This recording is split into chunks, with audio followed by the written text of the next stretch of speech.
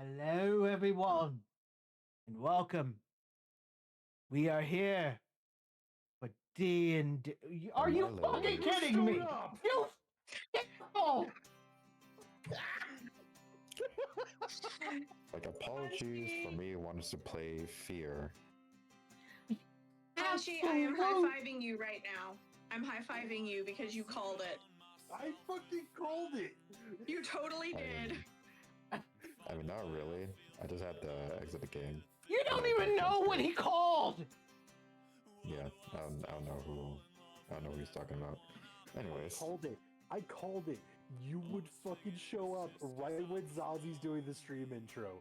Here we are, ladies and gentlemen. cool. Anyways, All right. Fucking hell.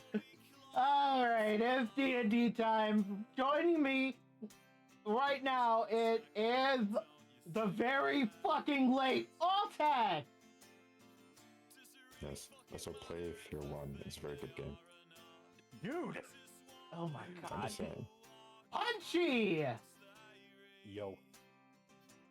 Kaz. I am powered by cats and coffee. Leave the cats alone. And the DM, who is currently in danger. Run! Yes. Save me from her. Before we begin, my name is Zaji, by the My name is Zaji, by the way. That would sound like you fell. Before we begin, I have some things to say. First of Go all, ahead, Sachi. fuck YouTube for the whole AI bullshit. That is why I'm no longer streaming on YouTube. It's Twitch all the fucking way now. Second of all, fuck IRL streamers who don't understand what VTubers are. Okay? That's called not being chronically online. Who fucking cares if I am a 40-year-old dude dressed up like an anime girl? Yeah, I got a dick. You wanna suck it? No one asked. Wait, you're 40? No. I'm Damn it. making a fucking point. I mean, when you throw the age 40 around, you know, I kind of perks my ears. Like, excuse me? You know what? Fuck off.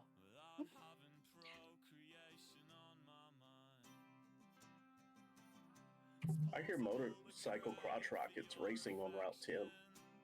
I just realized that my screen is black and I don't know why it's so...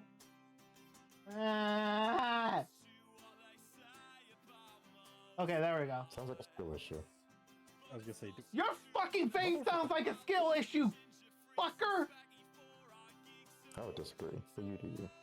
Altek, you have no room to talk for being this late. I will stick my big toe I up kinda your do. ass. You don't have a big toe. You're not a fucking orc. I could be, No, fucker. no. And you all thought our DM was in danger. I am. He probably still is indeed. But let us get into the dead. Well, how about we give them some context for Yeah, that, just so that the audience knows that our DM is not in any real serious danger. Send help. Wait, who's so yeah, serious? he's not in danger. Wink, wink. He is. He's very safe and not locked in a closet with only a microphone. I don't fucking know. Altec sounding like he's just getting out of bed. Yeah, honestly. Fucking dick to fear. Anyway, So, go on, Zaji. we need a recap of the last adventure because we've taken a little bit too much time off. Yeah, we've taken about like 2 weeks off, so Yes. Alright. Oh, by the Well, way, maybe this you will just still recap. be fucking put in the playlist on YouTube. On Spotify? Okay, go ahead. Alrighty, the party found themselves back at the original village, only to find a portion of it ransacked by zombies. They were able to sneak in and found out that the survivors are still held up in the center, while the blacksmith is using all his strength to keep a holy aura up to keep the undead out. But of course, they could escape, but there's a much stronger ogre zombie out there that's preventing it because it just happens to be strong enough to be able to walk through it and cause problems. So now the party has to think of what they're going to do. How they're going to solve this issue, if they're just going to say, hey, we ain't going to do jack. No, But we know we that pretty they're- much know we're going to fucking fight it, right? We have, yes, when we last left everything, we more or less have decided that we're going to fight the ogre zombie. That is our collective resolution. And also, just because I mentioned ogre, I'm just going to mention get out to my undead swamp. There, it's out of my system. Get off my own swamp! That Also, was genuinely terrible. You're genuinely terrible. legitimately, Ren is fine. Our DM is fine. He is not in any serious trouble. Oh my god. He just has a slightly over caffeinated party member who just happens to be, for all intents and purposes, his wife, who is in the house with him. And Yes, we know it's a joke. Everyone Yeah, knows it's a joke. I don't think anyone is gonna think like, oh my god, he's in danger. I'm gonna call fucking 911. You never know these days. I remember what she did to me in that corner. Oh, for fuck's sake! Those are some God. corners. Strap-ons are funny. Okay.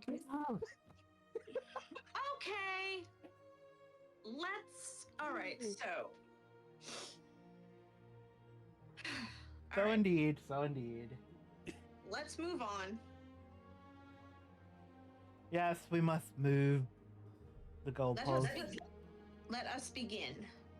Alrighty, so y'all were discussing that. Have y'all prepared yourselves? Are you trying to exit the village? Are you going to try to sneak out? What are we doing? Well, go ahead. I don't see a need for us to sneak out. I think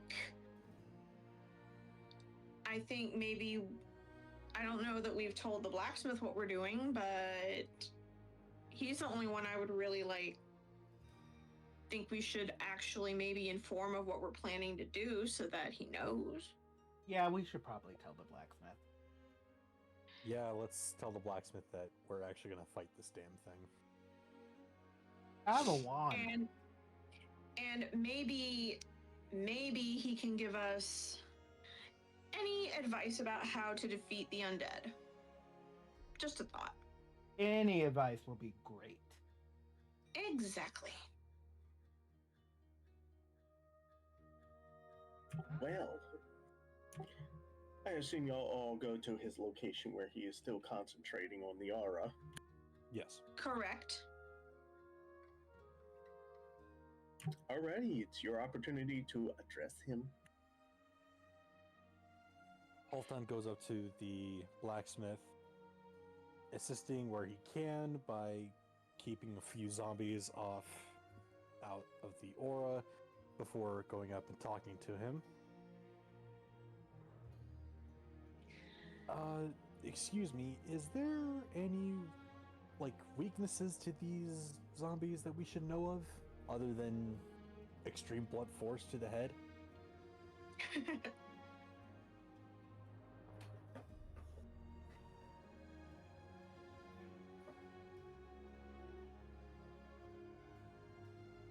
A reaction? Radiant damage. The fuck does that mean? I think it means Oh, holy sorry. magic. Holy damage. You just casual. What the fuck does that mean? What did you say? What did you say, Altec? I didn't quite hear you. Let's say, like, I think when he means by radiant damage, means like holy damage. That is correct. Yeah. Gotcha. Okay. Who here has holy damage? I don't think any of us collectively do. None of you do, because those weapons haven't been forged for you. Yet. Well, fuck. We need to figure out how to get these weapons first.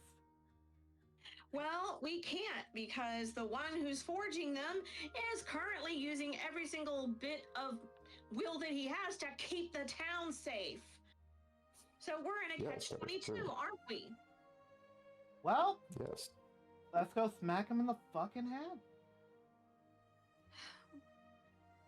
What Zara said. Good blacksmith, thank you for all of your help. We are going to fight this thing, and if we come back, hopefully we will have helped in some way. And that's a big if. I like the emphasis on if. He said, well, it's up to you to bring down the ogre zombie. Once it's down, we can start evacuating people and moving them towards the Great Gate. Right, that's kind of the plan. We'll do our best. So it seems best to leave him to his concentration. Which is exactly what I, Ophelia, intend to do. Halfdan does the same by stepping away and trying to mentally prepare himself to fight something twice as big as him. He's a big boy. Right. So, everybody ready? Yep. Zara, if you want to craft any spells, now's the time to get it done.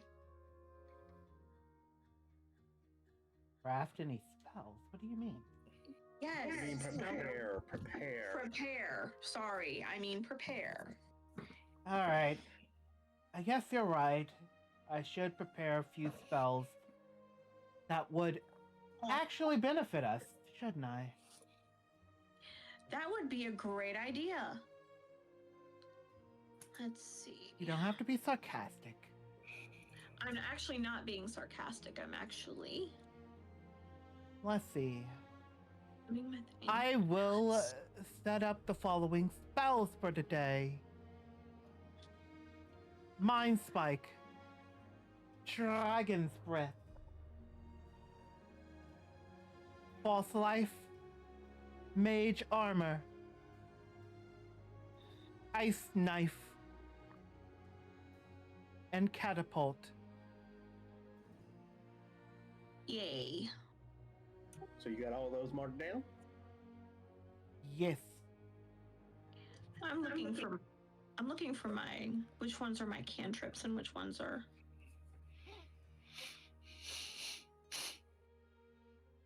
spells. I don't know why. Your spells is Color Spray, Shield, and Witch Bolt.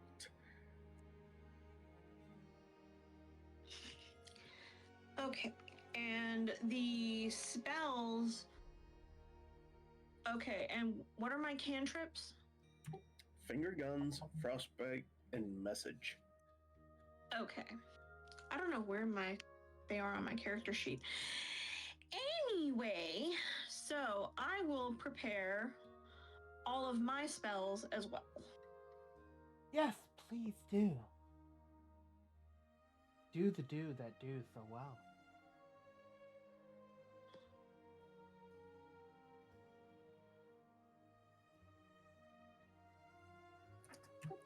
Alrighty, so you have options.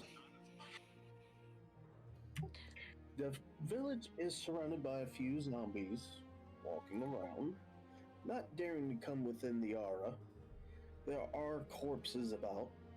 You don't know whether they are truly dead or not.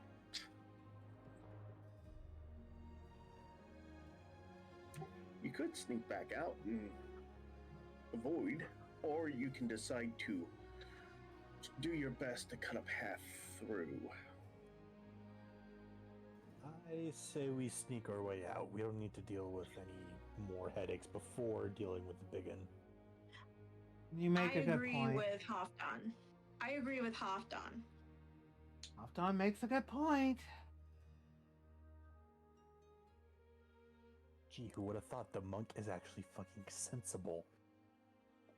I know, right? Me? It's almost as if you're not like other monks.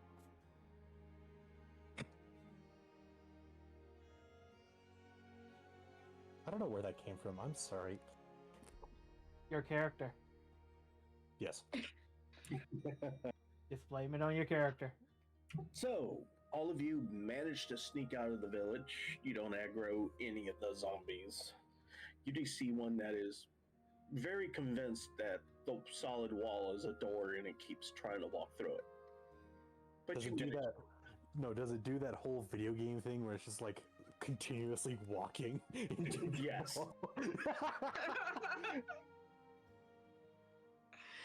Oh my. So, which direction are y'all going? Remember, the last place you saw it was among the broken caravan. A little bit to the south. Well, I guess we should probably head back in that direction, given that, that's where we last saw the ogre, and maybe we'll get some clues as to where they went. Agreed. Makes sense to me.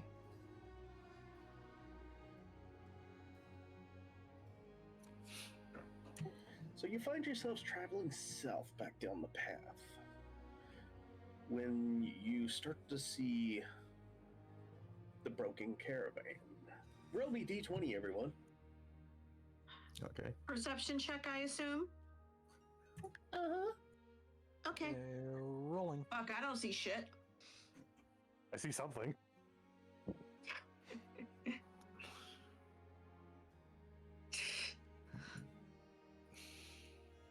I don't think I saw much either.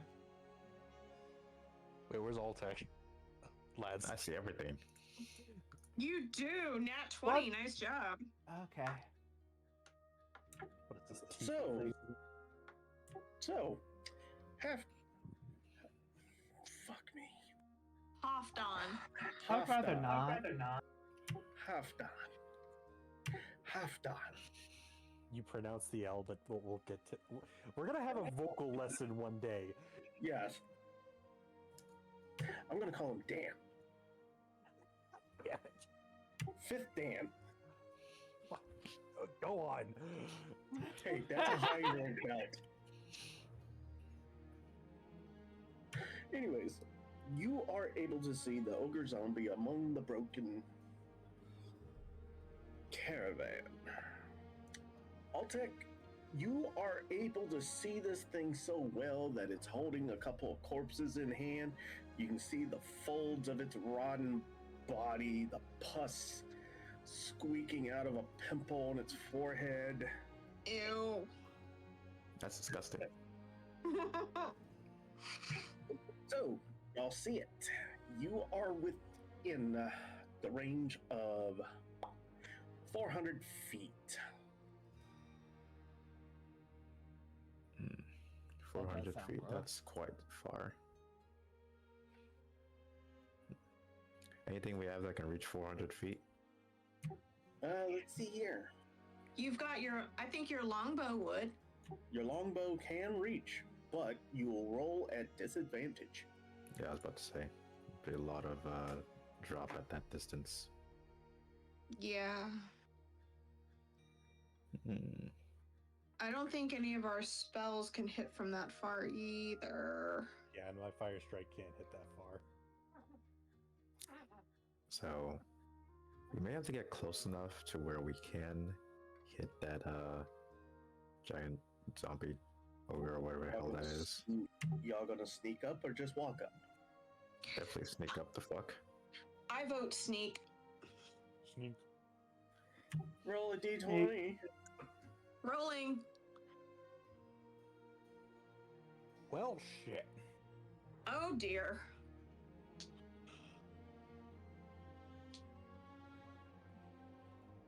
What the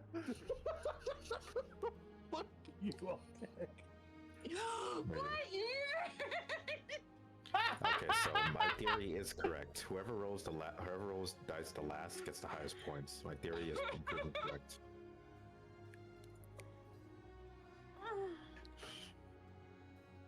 Okay, so the three of you think you're being stealthy. Zara is actually being stealthy, taking care not to Yeah, step I on am. every single stick and object on the way closer to the broken caravan. You're now at 300 feet. It doesn't seem to have budged towards you. Okay. Okay.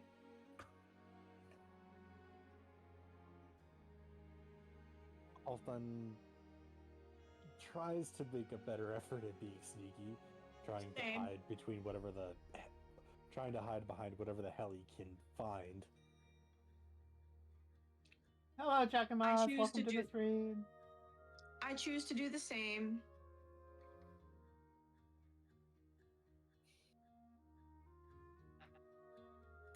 Give me another 20 roll for y'all sneaking within 200 feet. Oh, dear Lord. Oh my. Oh dear. Oh my. What happened? Uh, Oh, dang. Fuck. Halfdan is having a bad time. You all Dice just you hits have us today. you all have think you've approached very quietly.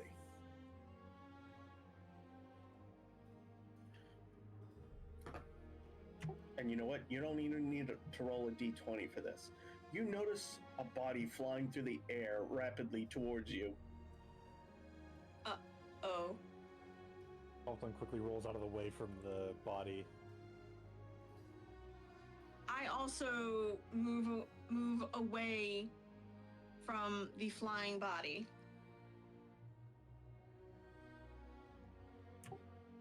Is Altek just going to stand there and take it? Is Hell Zara no. going to stand there and take it? I'm Zara- trying to Zara away.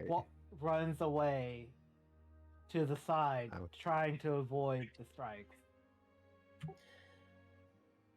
The corpse smacks into the ground, rolls around a bit, and then lets out a gurgle. It's a zombie, but from the throw, it appears it's unable to really gain traction.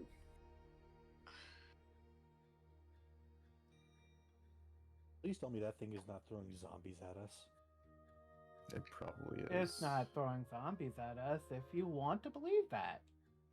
God damn it. Another body slams in the ground nearby. He missed. It's another zombie. It's unable to really move to attack you.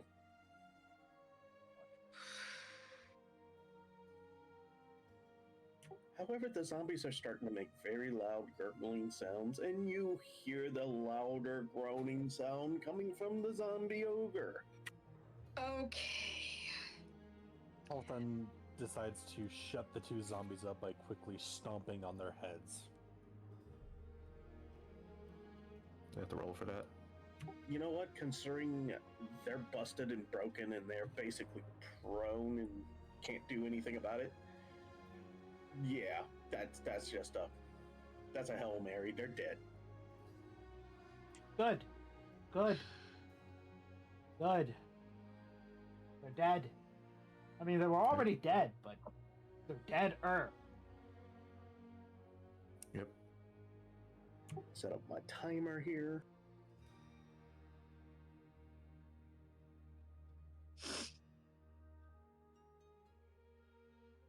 What's the party doing?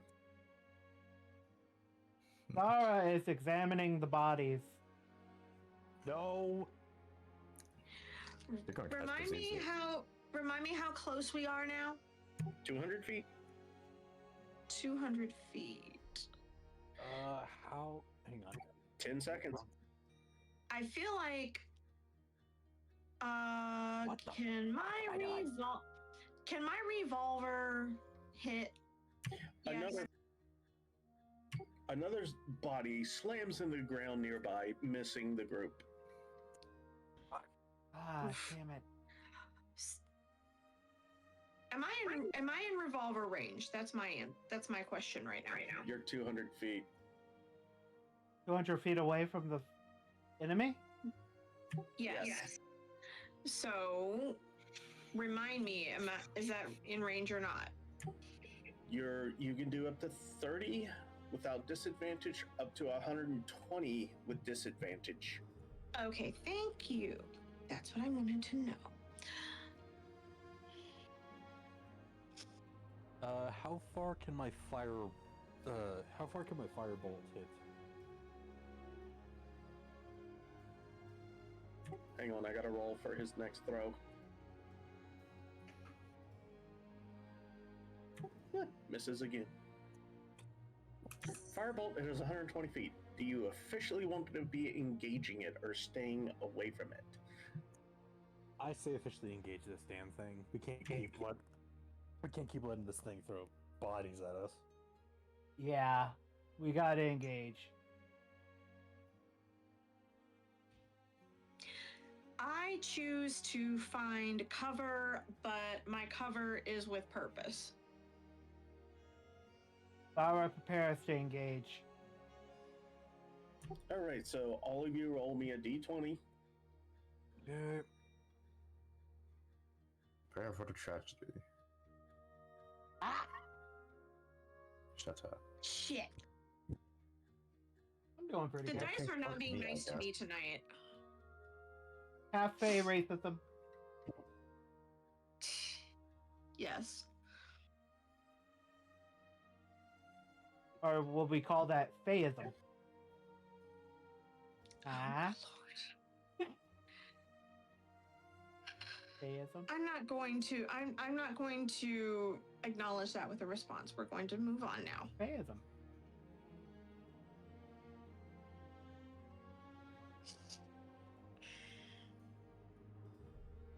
What's wrong with a little Fayeism? Alrighty, so everyone gets to go before the ogre. Or the undead ogre. How close Okay, is the so- ogre? Halfdan goes first. Or Halfdan. Halfdan. Close but no cigar. Anyway. Okay, so we just rolled for initiative, is what you're saying. Yes. Okay, thank you. Just wanted to make sure I knew.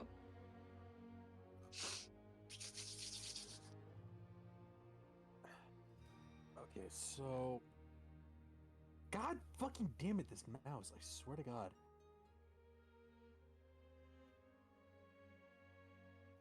Halfdan moves up.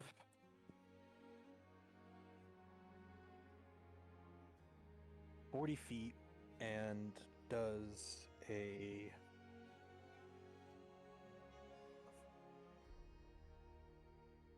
Was it Step of the Wind?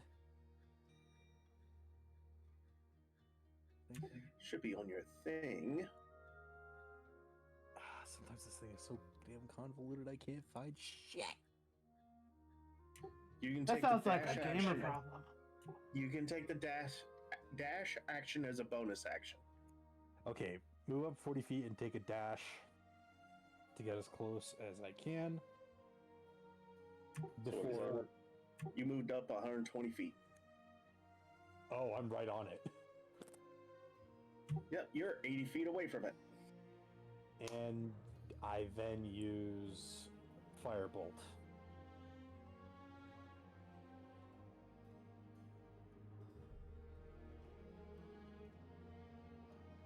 Do any damage? Alrighty. Roll me a d20.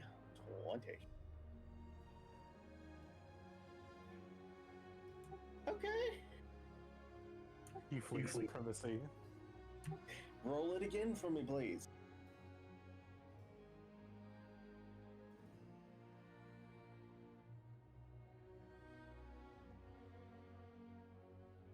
So I'll go take ahead. that.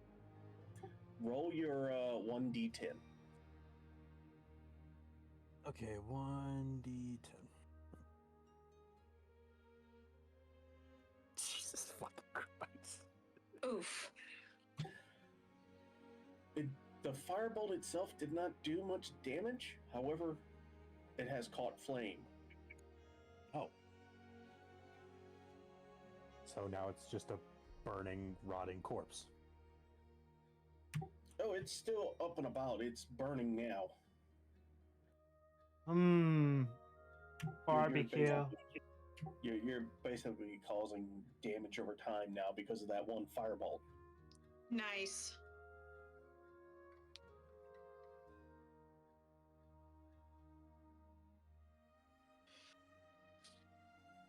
Okay, looks like Zara's up. All right, how far am I away? 200 feet. 200. What was that? Me Okay. laughing. No, what Ren did. Oh. Okay, Moving on. I want to run up, I want to rush up the maximum amount of area possible.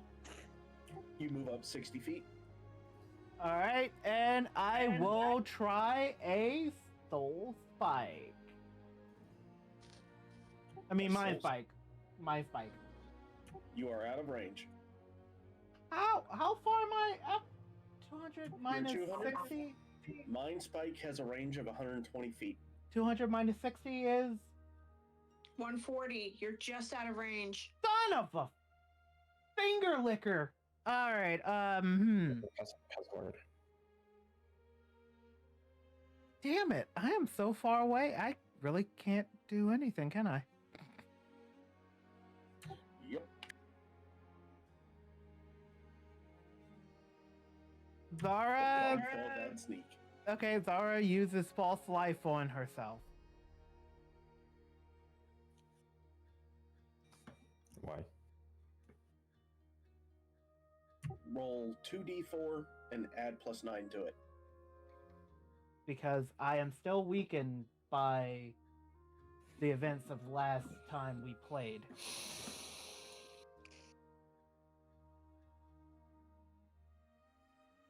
Alright, that's good. Add +15 to your health pool. Plus 15 to my health.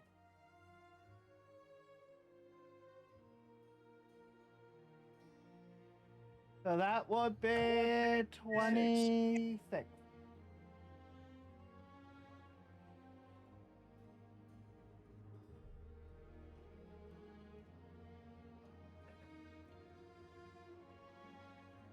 It is now Ophelia's turn. Okay. As I said before, I was in cover for a reason.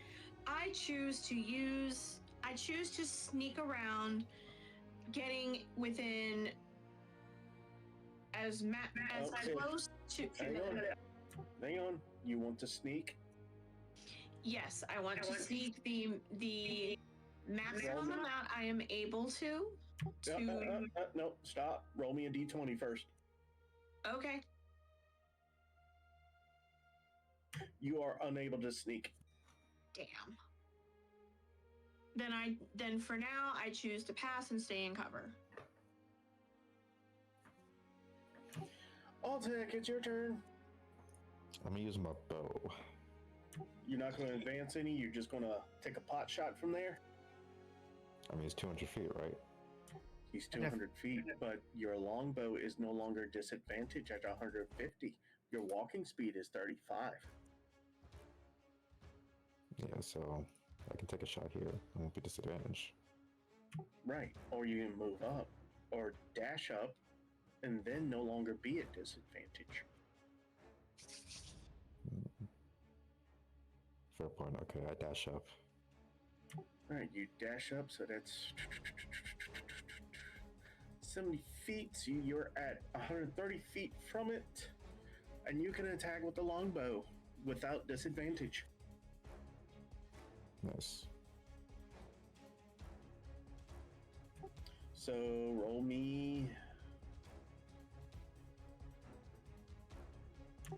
Hit me with a d20. Hold on, do I have any modifiers for when I make an attack? I need to double check again.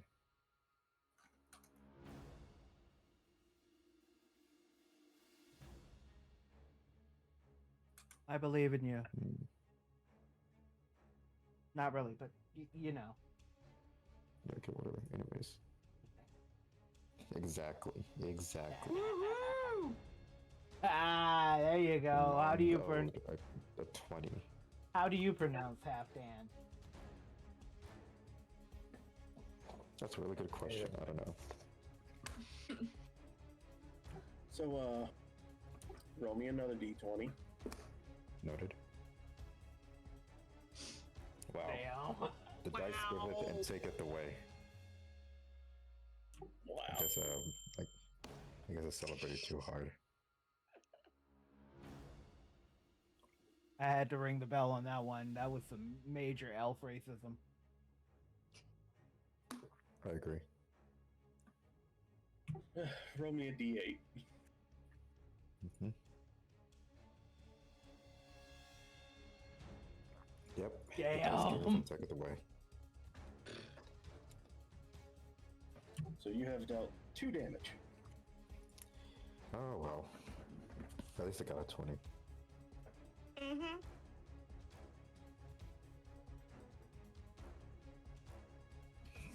All right, it is now the undead ogre's turn.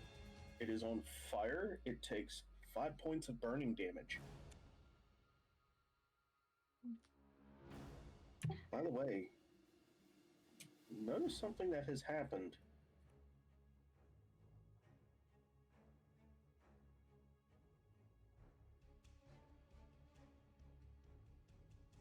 What happened? It literally caught fire. And it's taking How'd it catch damage fire? from it. Oh, yeah. Somebody was not listening to Punchy's turn. Oh right. He's I still- listened. I heard. I remember. He's still on about fear. Oh, Yeah. good Lord.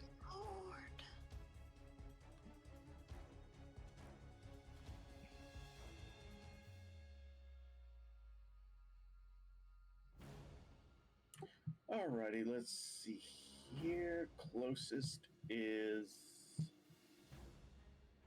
Punchy.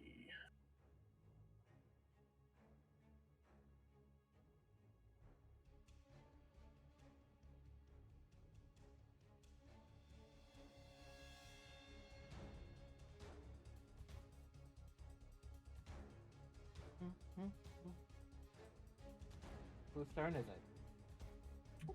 It's the ogre's turn. And he just threw a zombie at Punchy's character.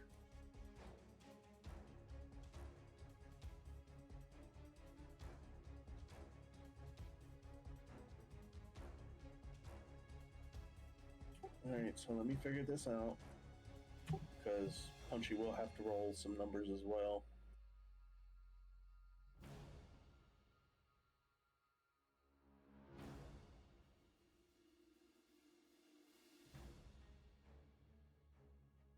Punchy is silent.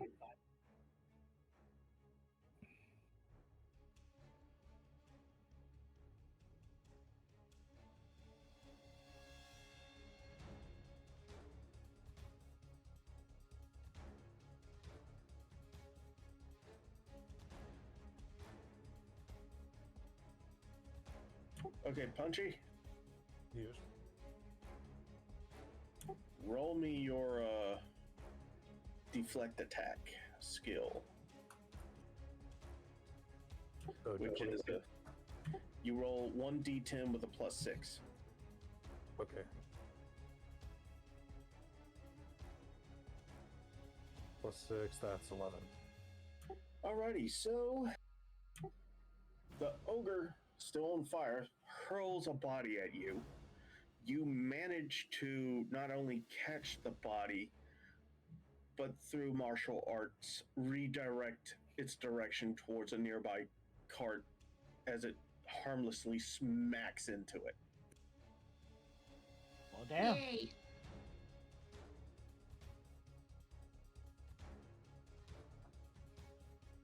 Based. Yep.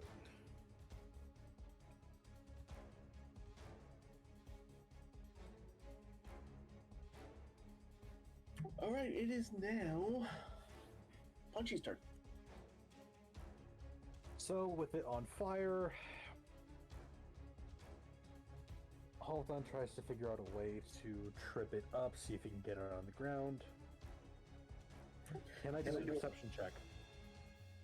Yes, you can do a perception check. Okay. Rolling d20. Son of a bitch! You definitely see the ogre on fire there and some wagons. Random debris.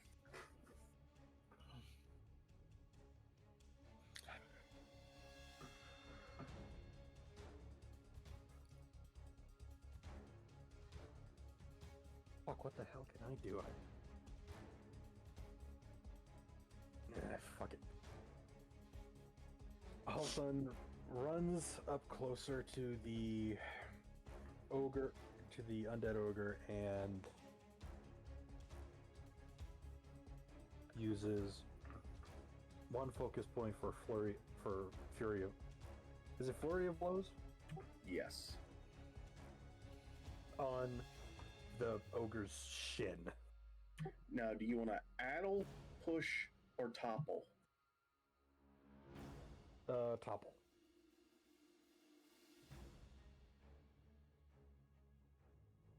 All right, so make your first dice roll for your So- first. Dice. It's d20 again, right? Correct. 17? Ooh. Hang on, I'm going to tally up all the hits. Do it again. 60. Do it again. 20. Woohoo! Dude, you're gonna take down this ogre yourself. Yep. Roll me 3d6 plus 9.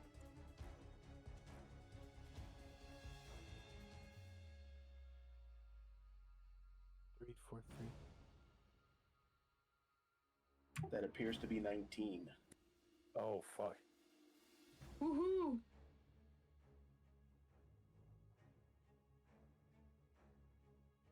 And you know what? He is toppled. He has fell over. You have effectively knocked him down. He's still on fire.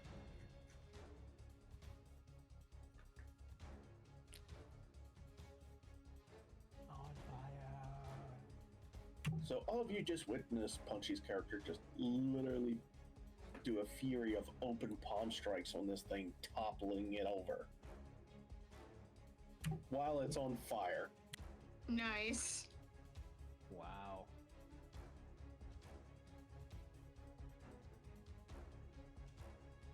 Who would have thought it was the monk that would use all his abilities?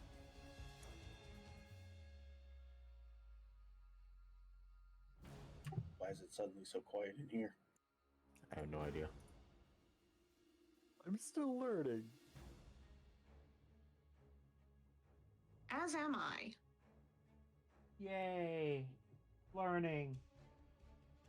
Part of the magic. This is D&D, not Magic the Gathering. Whatever. It is now Zara's turn. And Zara is coming in with the... Wait, how far away am I? If I recall, you were able to move up, let's see here, you moved up 60 feet. You are 140 out. Alright, well, I move up a little bit more. By how much? 30. You move up 30, you are at 110. Which means I'm in range, right? Correct, of 120 feet spells. Then Zara waves her wand and launch an attack known as Mind Spike.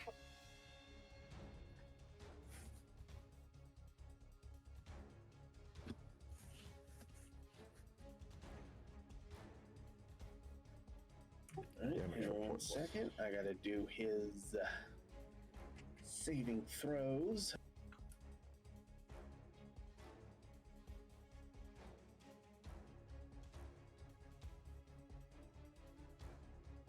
Take your time. Hashtag it. Oof, that's bad for him.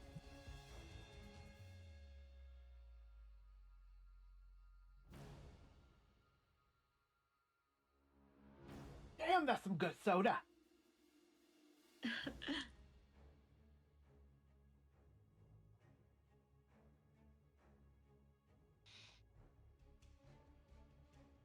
So roll me 3d8. 3d8. That's like 3 of them. There you go. Now minus that in half. Why? He made a saving throw. Well, half of 14 is 7, right? Yep, so he takes 7 damage. I take 7 damage? No, he takes 7 damage. Oh.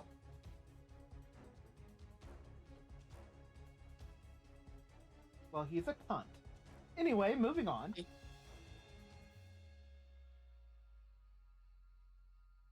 It is now Ophelia's turn, who is 200 feet out, hiding. Not hiding.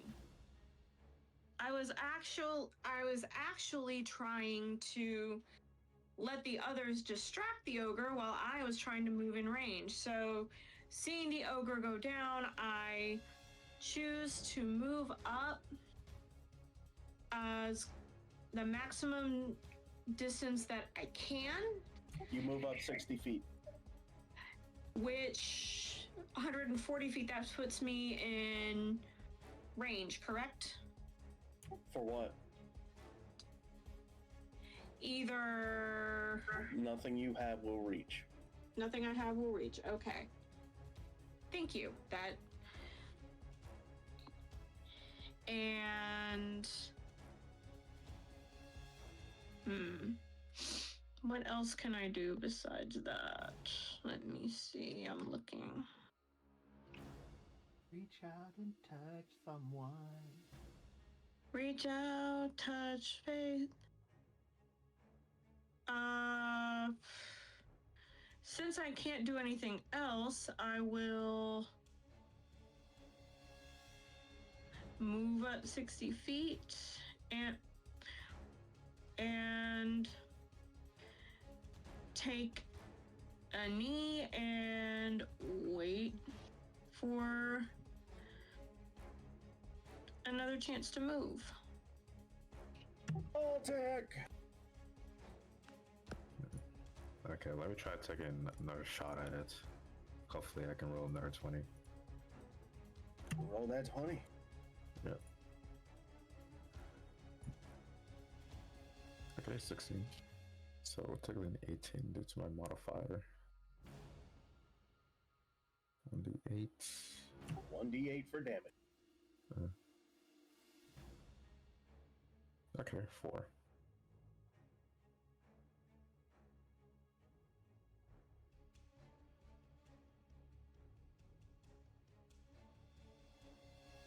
So 4 damage done. Yeah. What else do I have?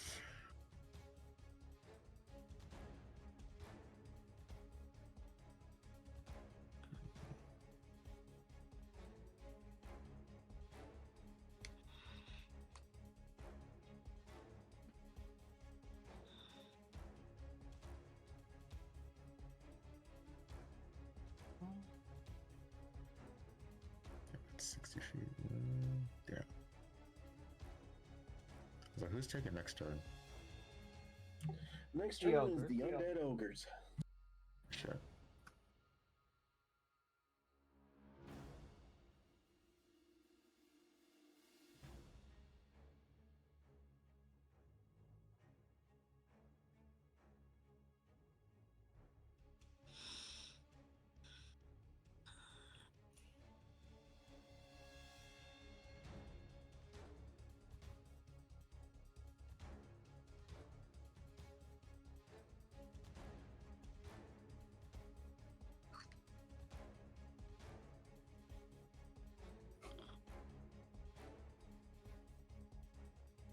Still waiting.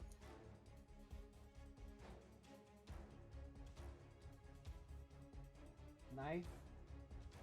Long. Wait.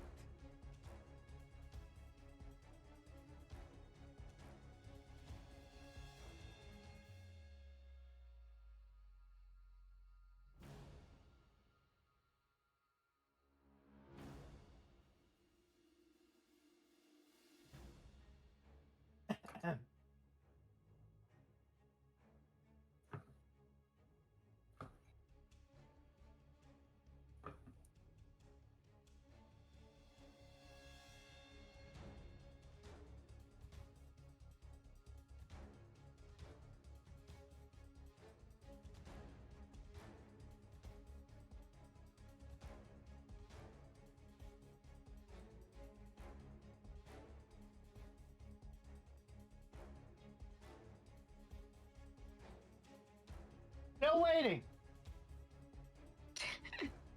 Give the man patience, Christ.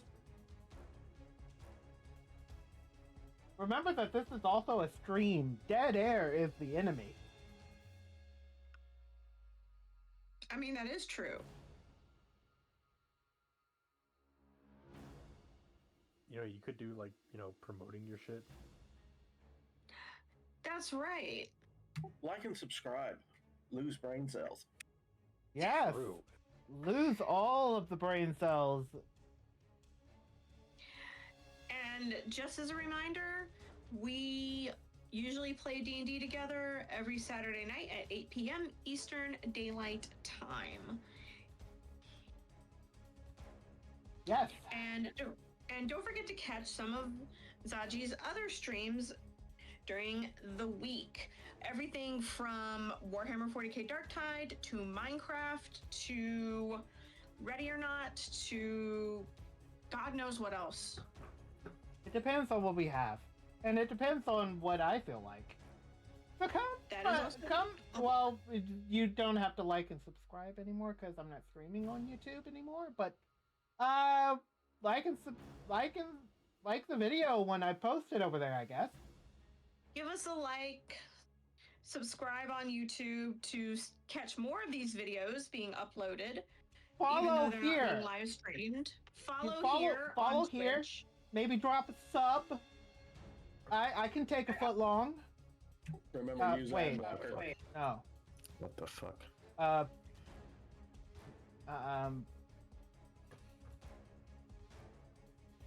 Altec, have you I been don't anything support else? ad blockers. I don't want to get in trouble. I do. And Okay. also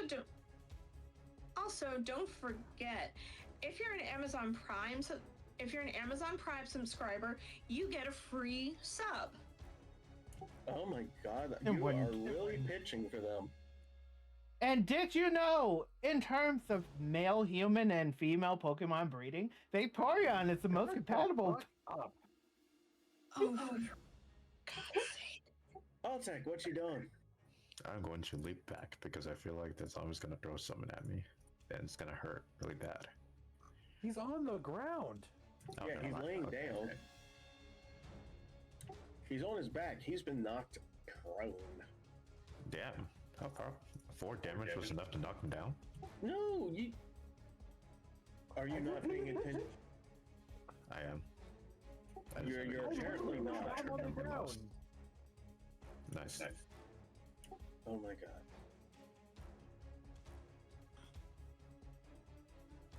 Anyways, gonna stab at his chest. Probably aim for his heart. How are you going to do that at about 120 feet? Let's get the dashing done. You move up 70 feet. Your turn's over. Damn.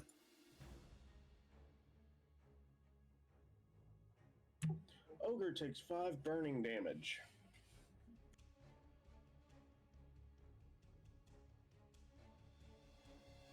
Seems like setting him on fire deals damage.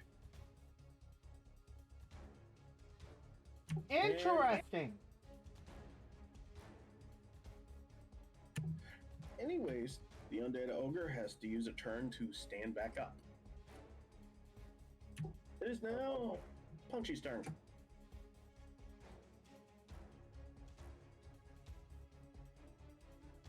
I believe I have some.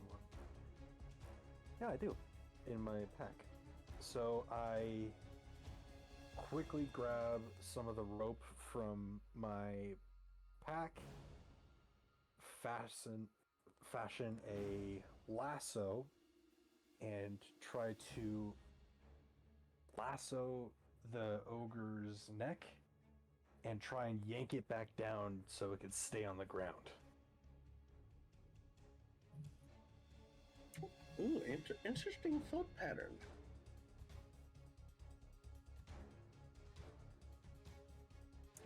Let's see. You know what? Roll me 1d20. Well, damn. Nat 20, baby. Roll it again for me. Good enough. So you take your rope and throw it. It loops around the ogre's neck. You yank it too, and it falls forward now onto its belly.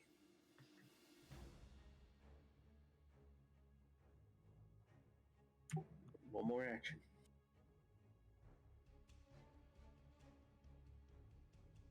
Halfdan then.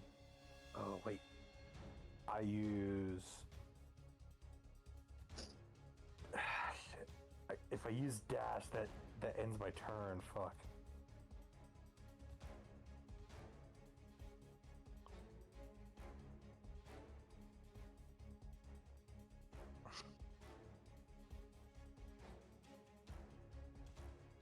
You know, I'll just pass. I'll keep it there with the rope. All right, it is Zara. Zara, still watching everybody else's actions, decide to take action, aiming at the ogre and launching a firebolt. Thank you. I don't have any fire-based spells or items, so yeah, can't really do much here. So roll me a d20. Barbecued ogre, anybody? Hell yeah. No. Oh, Woo! I'm high-fiving you right now. So roll me a d10.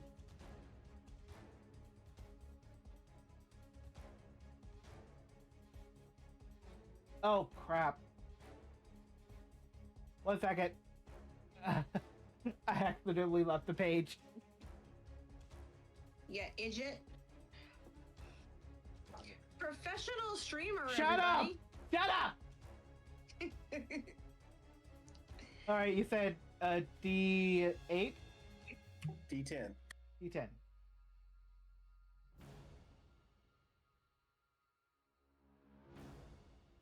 All right, it takes 4 damage. However, you all party members can notice that the flames on the ogre have intensified a little bit.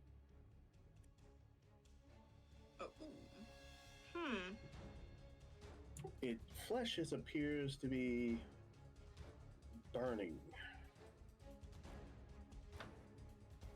If you ask me, I think we can eat this thing once we're done with it.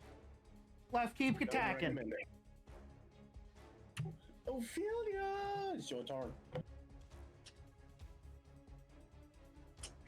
Hang on, I need a second to recover from that. Okay, I'm good. I haven't done anything this whole damn fight, and I'm getting pissed off about it. So, I am 140 in range now, yes? Correct. Okay. I choose to move forward again as far as I can, and I think that will put me in range, will it not? Let's see here. You are at 140, if I recall. Mm-hmm.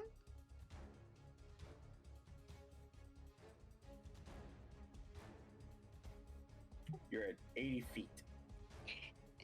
Good. Means I can do something. So, I choose to. Let's see. What do I want to do? What do my finger guns do? That's what I want to see right now. Let's see here. Finger guns. You want the finger guns? Maybe. I'm trying to figure out.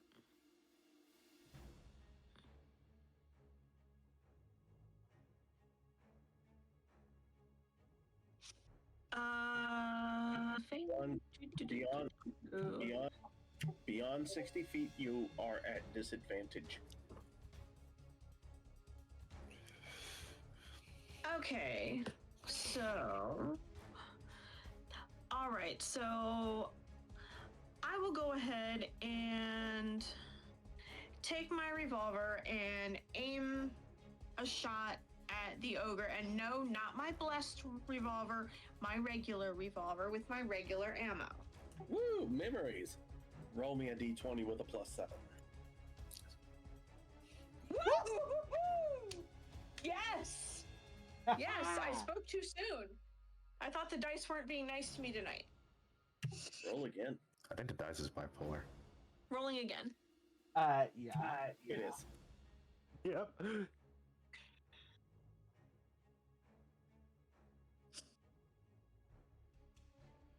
Roll me 2d6 plus 3.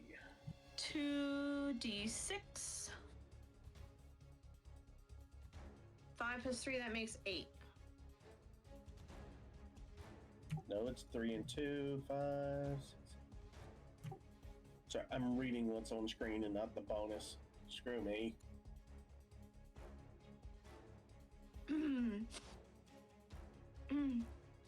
That's my only answer to that.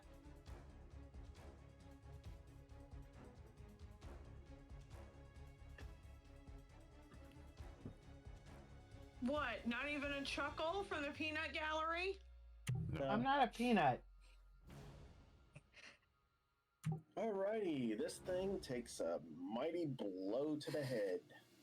It's still alive though, and it's still on fire. It could be more on fire.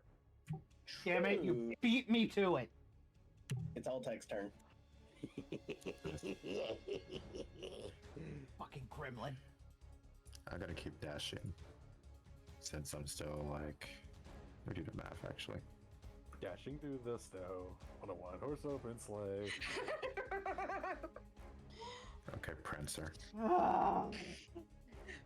Oh, Zazie, while Altek's doing his thing, I wanted you to know the whole thing with Gunther was a work. Oh, I guess. Or maybe yay? I don't know how to react to it. Apparently he's good. Apparently he's fine enough to have the match.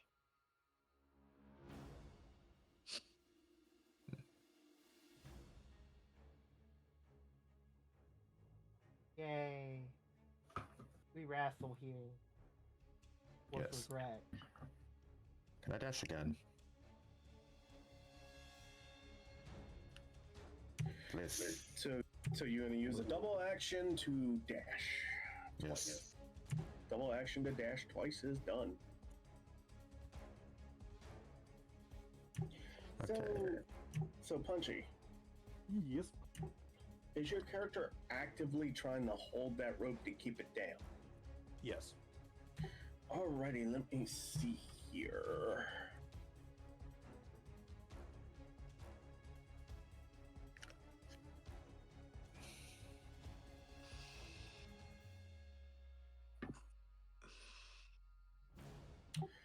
Bad news. The dice hates y'all. Oh, for fuck's sake. But of course, I know it. it wouldn't be the dice if it didn't. Well, the fires on the ogre happen to eat through the rope. It gets back up. Also, it takes 10 damage and fire damage. It's still... Like, it's still functioning. Yeah. Oh, you notice it's kind of falling apart, but it's still functioning. What would ice Yeah. damage do?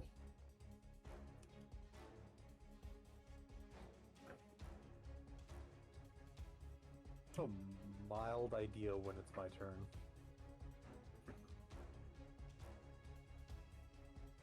I mean, you kind of don't want to put ice on the flames. Mm-mm. You know? That's actually what I want to do. What? I want cooked ice. No. No. Yes. Cooked ice is crazy. Well, Chocolate it is covered cooked ice. Punchy's turn. All right. So, as Halfdan is watching it attempt to get up, Halfdan leaps up and does a enhanced unarmed strike at its knee.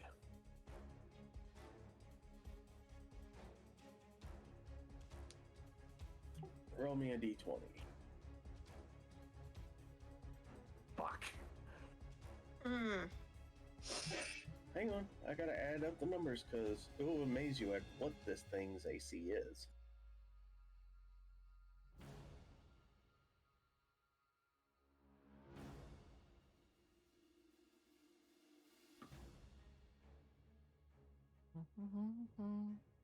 So, roll me 1d6 plus 3.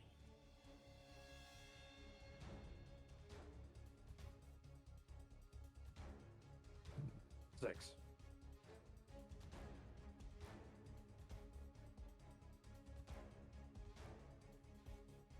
And you know what? I'll give it to you. You, with your punch, knock its kneecap out. Damn. It falls over. Back to prone, still on fire. Is it still alive? Yes. Damn. And Okay. it is wailing among the roar of flames. Okay, how far is it from me?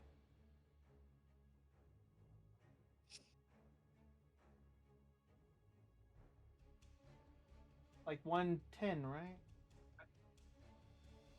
Yep, about 110. You can take another dash action to move up 60 feet. Okay, I'm gonna take another dash action. So you're within 50 feet. 50 feet. Okay, 50 feet, mate. Let's see what I can do.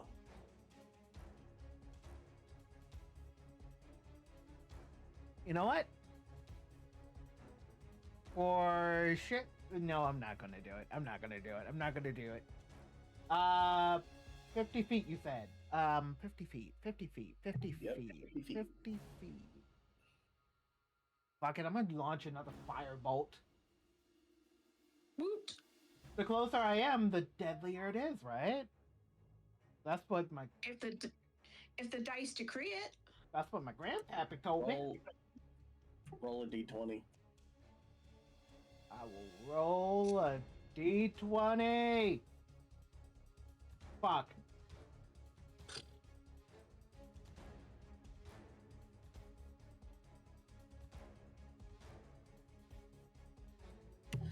Your firebolt goes wide and smacks into one of the broken wagons. Of course. Just Zara's luck. I don't want to hear anything from you, Mr. Dirt Dagger. God fucking damn it! Nice.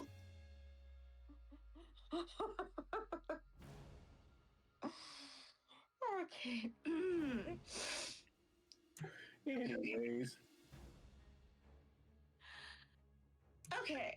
it is Ophelia's turn. What do you do? I was gonna say, I think it's my turn. Oh, let's see. How many? What range am I? What range am I in now? How many feet away am I? Is nobody else keeping track of their distance? No. I That's am. what the DM does. Yes. Okay, that's kind of a big fuck you. Yeah. Oh yes, let's play with the DM. Okay, I got you. Oh no. I'm no. saying. No. Well, the name of the honestly, stream no, is the but- DM is in danger. So No, but if you want an honest answer, I think I'm 140 feet away. I think. You would need to be closer to be using your abilities like that. Okay, so that must mean I'm like within 100 feet somewhere. I think you're within 110. I want to say. 110. Okay, yeah, 110 sounds good. All right, so 110. Okay, so I want to, or I choose to move in another 30 feet, and this time I'd like to try to use my blessed revolver with blessed ammo and shoot. What spell are you trying to cast? Let's see. I've got. Anything you're trying to do has to be mostly within 60 feet. Okay. So what you're saying is I need to move more than 30 feet. Okay. Correct. All right. You could take a dash action, move 60 feet. I will take a dash action and move 60 feet. And that puts me 50 feet. 50 feet, and then I'm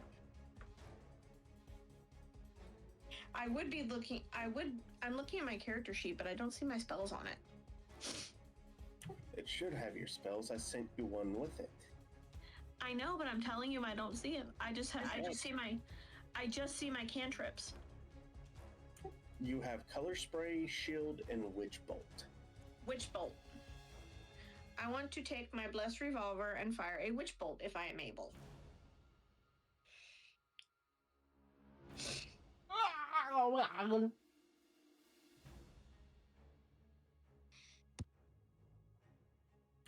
What the hell happened over there? I don't know. what? Strange noise. So,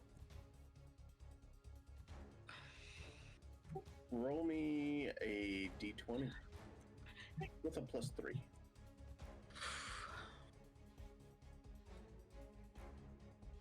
Okay, I'll take it. Hmm. It's a hit.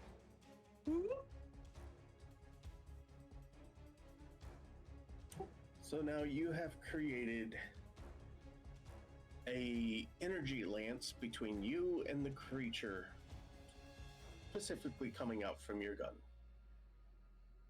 It's going to take 2d12 damage. 2d12 damage. Okay, rolling 2d12s. Hey.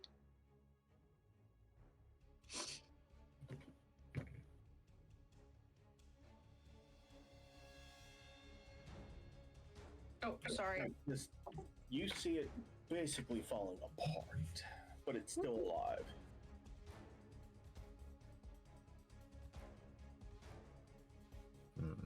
So I think if we hit his heart, then that'd definitely be a killing blow.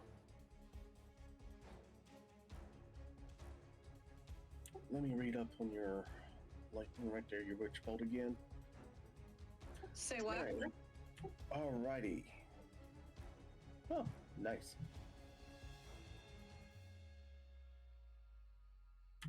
Anyways, continuing on, it is all Tech's turn. I shall use Witch Bolt to hit him, to hit that ogre zombie straight into the heart.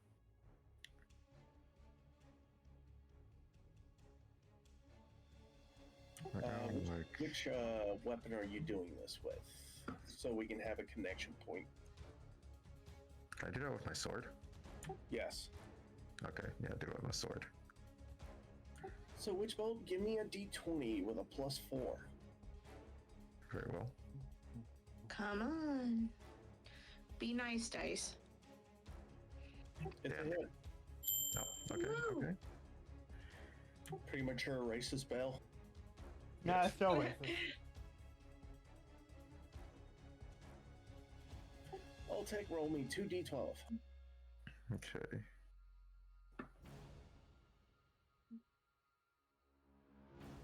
Okay, yeah. Yeah, 21 total. You see it get shocked. The flames stop. It stopped moving. Is it dead? It Should appears be. to That was a dead. witch bolt's sword straight into the heart. Both It your is- witch bolts disconnect. The flames die out. It appears to be dead. But hang on. Hang on. You dealt how much? You dealt 21 damage for the killing blow, right? Mm-hmm. Allegedly. I mean, you say allegedly, but the dice doesn't lie. Yeah, they do. Not really. It's all RNG. They lie. Well, let's see.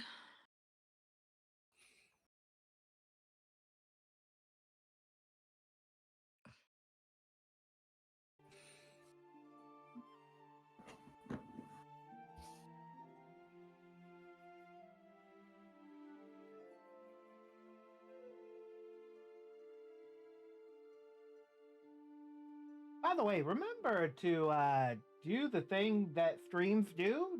Follow, and don't forget to tell your friends there is a VTuber here on Twitch that is a fox. You hear the ogre zombie begin to groan, and you don't understand how, but it begins to stand up again. What? Kidding me? Oh, you have got to be It was, joking. it was a witch bolt scimitar straight into the heart. How is he still? I mean, I know this is D&D, so imagine all that, but still, like, damn. I mean, it So, is a zombie. They have undead fortitude. Okay, so if the heart didn't work, then we'll have to go for the head. That's every zombie cliche weakness, the head. Forbid the brain. You should have gone for the head. The stuff, Oh, for Yeah, I know, I should have gone for the head. the stuff that can really kill undead without the chance of them getting back up is radiant or critical hits. Okay, I have an idea. Okay. The turns remain the same, but it is down to 1 hit point. I Oh, have it's an my idea to end go? it with a flash. Oh, it's not my go. Or What like you need to Final do, Flash on Punch? DBZ. Wait, not Final Flash, I was gonna say Solar Flare. So has the ogre gone yet? Oh, it used its turn to revive. Oh, okay. So Halfdan dashes towards the zombie's head, towards the undead ogre's head. Almost like grabs onto its ear to hold it still. Locks his right arm into position before doing an enhanced unarmed strike straight through its forehead. Roll me a d20. please let this hit.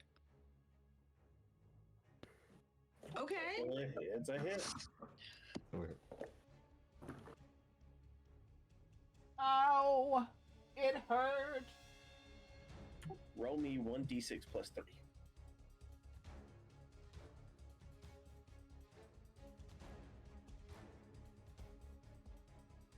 Seven.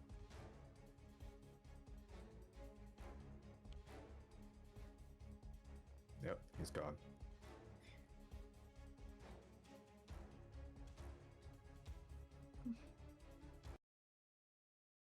Is he actually gone this time?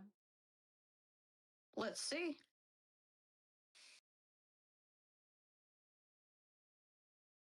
Alrighty, it is dead. Woo! Yay! Guess we don't need that radiance damage. Ding dong, the zombie's dead, the stupid old dead zombie. Ding dong, the zombie ogre's dead. Yep. Yes. I suddenly just have PTSD from my childhood now. Sorry. You know what? You know who can solve your PTSD? Shut the fuck up. No, seriously, you know who can solve your PTSD? If you say Zahando. Zahando, I'm gonna fucking smack you. No, I'm not gonna say Zahando. Zahando. It's a real important question. Do you know who can solve PTSD? What? Joe Henry. Say his name and he appears. I believe in Joe Hendry. I hate everyone and everything in this goddamn thing. By the way, Zaji, since we're on the subject, since you said his name, he did in fact appear. I saw. It's awesome. Okay. Okay, That is sorry. all I will say about that.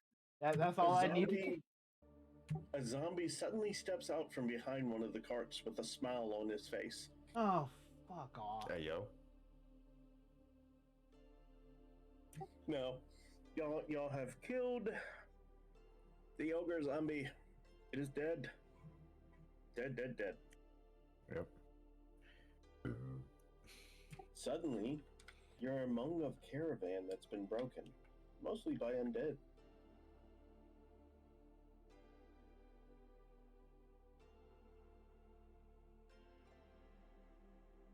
Alright? So what are we doing? My cranky crew. I think we search the caravan, see if we can find anything useful. Okay. I agree. Search the caravans. Take what we can that's useful. Alright, so Hando, go with them and search the caravan. Zara pulls out Hopefully her the caravan's dagger. not cursed. Zahando pulls itself out of your bag and jumps out onto the ground and from you. Really? What is this, Balo? Zara takes out know what her that sound dagger was. from her bag and flipped it into her hand. Well, I'm gonna see about that ogre. Ugh.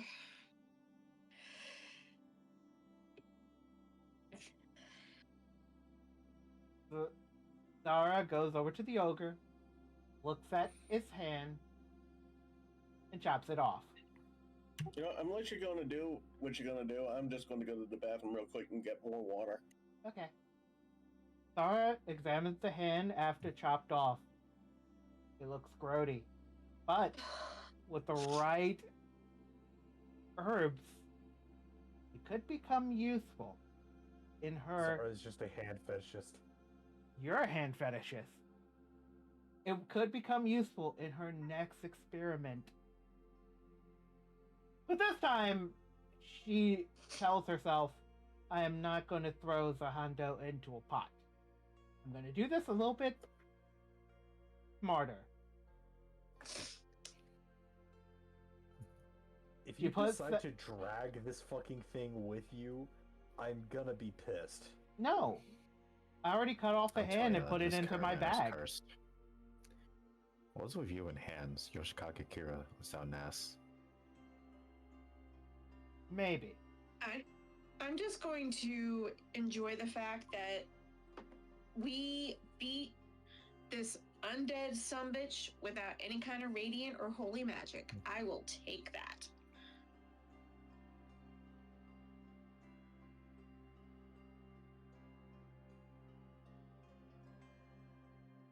While Zara puts the hand in her bag.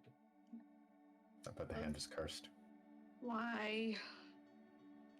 You'll see. If I'm successful, you will see. I'd rather not.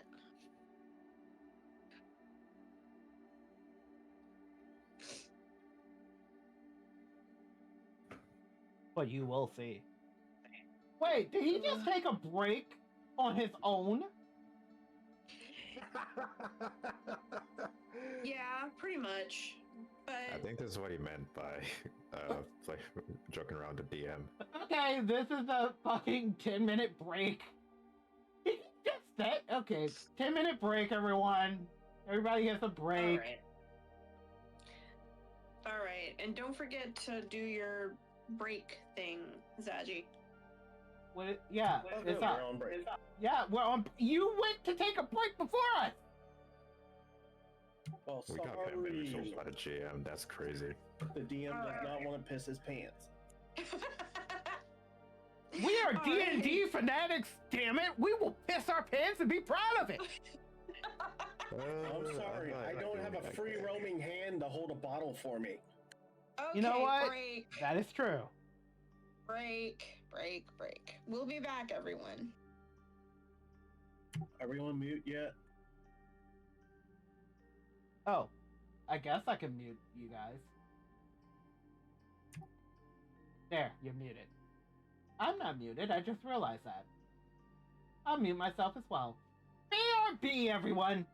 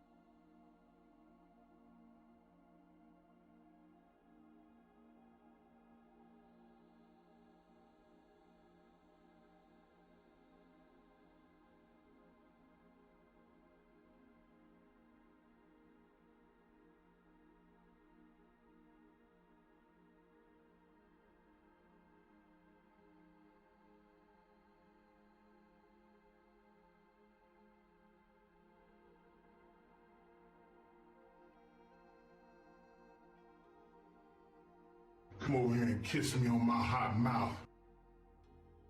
Hey!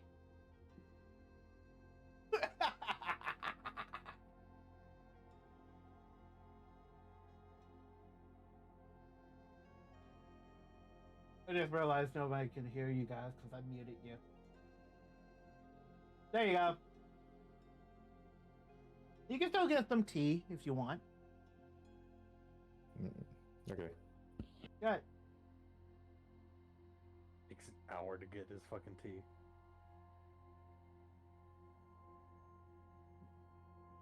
So, what do y'all want to talk about?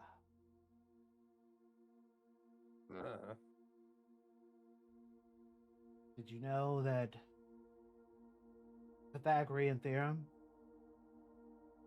I opened the wrong app. Go away.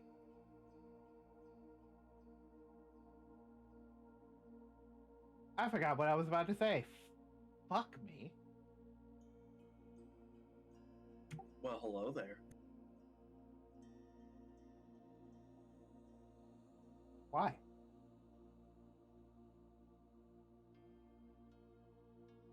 Why'd you say that? Because yes. Because a Hondo can't say it.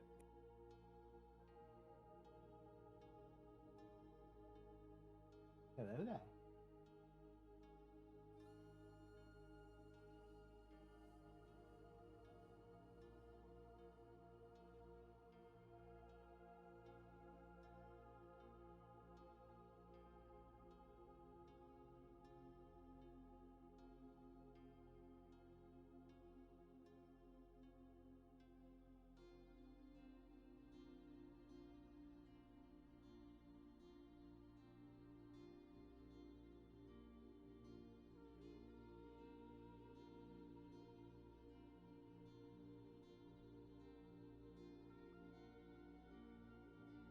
Okay. That's some good Dr. Pepper right there. So we good? We good? Oh So yeah. what did I miss? Well, we're just talking while all tech takes forever to get tea.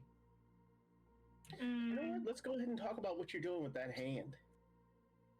Well, Right now it's in the bag. yeah, it's in my bag. Right now. I already cut it off, examined it. It looks kind of grody. Oh yeah, no shit.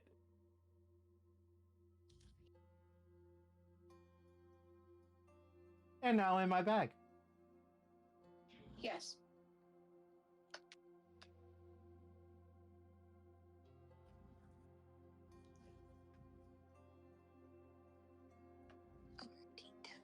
And you go.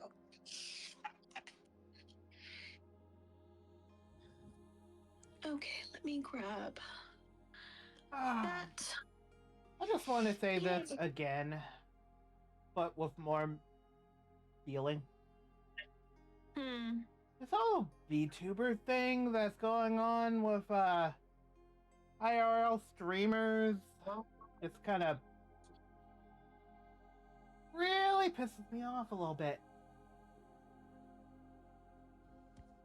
I am sorry that it does, Zaji. I don't. I'm not going to sit here and say, you know, well, fuck, man. I wouldn't be that way. I'm not. It's not even the fact that I'm upset about the people who are calling the VTubers 40-year-olds or whatever. My whole thing is, why is this a thing? Who gives a fuck?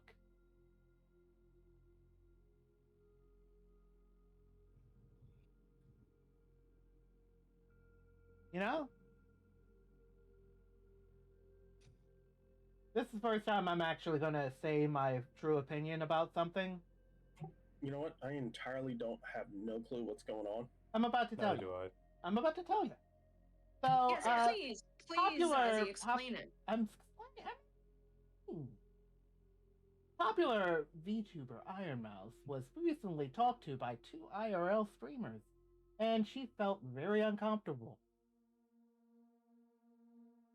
Mainly because they were asking some very interestingly strange questions, and it kind of threw her off guard. But at the same time, she did say that you could ask her anything.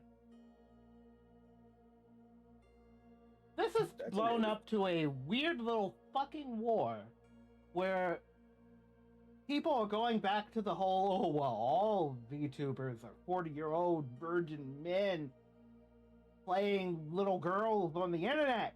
And I'm like, are we still doing that shit? Really?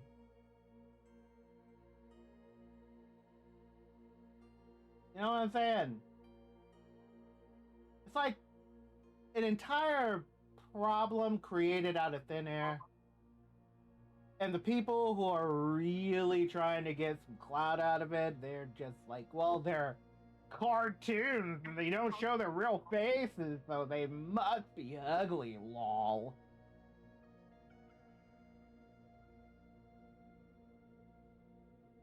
Yes, I'm ranting, I know. Fuck it. My personal opinion, I don't VTube because I don't want to show my real face. I don't VTube because I'm ugly. I VTube because that's what I want to do. I saw other people doing it. I said, hey, I want to try that shit out, and I did it.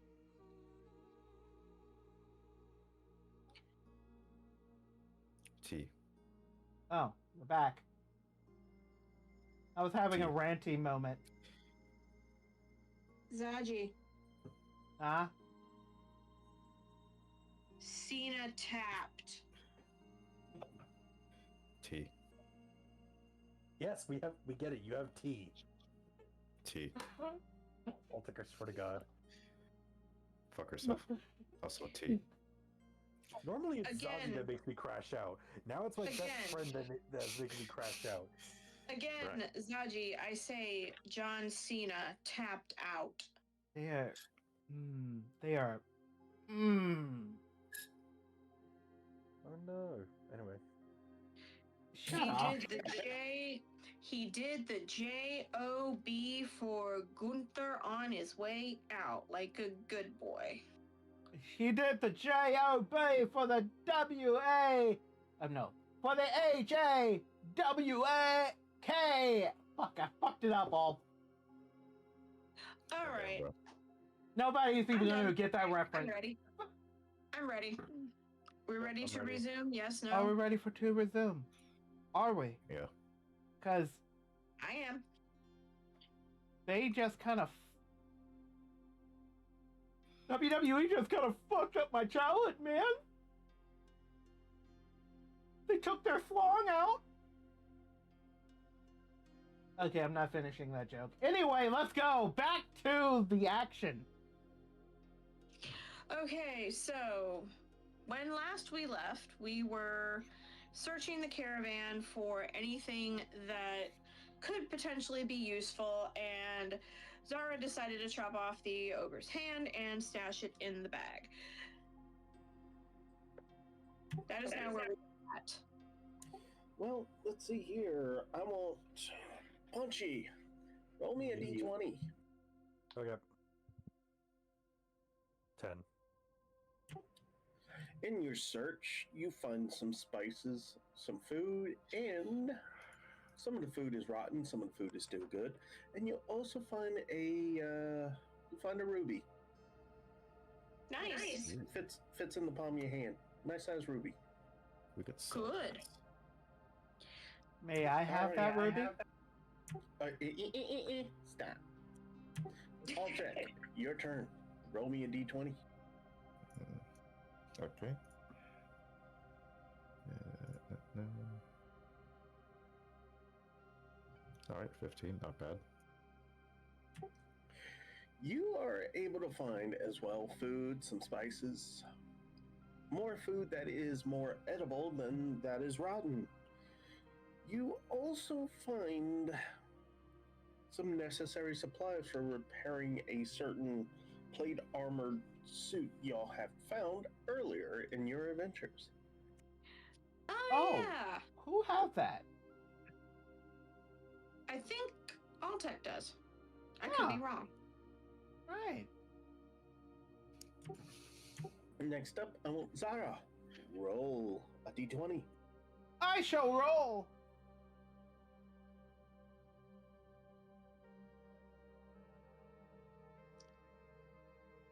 Tiefling racism. Correct. As you were busy with chopping off the undead ogre's hand, Zahando searched and came back with 3 scrolls and have brought them to you. Hando, you are my favorite thing ever to be created, and I am glad you exist. Come over here and kiss me on my hot mouth. Cha-cha. Hate everything. E. Zahando whips up and touches 2 fingers to your lips. Aw. Aww. Cursed. Shut up. This is a very muscular Zahando. And I Stop. want. I haven't read enough AO3 fanfics for this. I have an idea. Zara, is it still my turn? Hang on. It is now Ophelia's turn to search. Okay, go. Okay, my turn to search. Aw. You find mostly rotten spices and rotten food. Oof. Great. Wait, how does spices rot? That's a good question, actually. Well, I'm going to say this, spoiled spices. Alright. Because, undead walking around, don't need one pussing all over it. Yeah, that makes sense actually. You know what, better yet, you find pus-covered spices. How about that? No. Yes. Okay. Fuck you. Spices with the creamy topping. Anything decent? You are able to find 20 rounds of ammunition. Cool. What was a caravan doing with a gun? Never mind. Creamy toppings. Shut up. Shut up! Fucking A.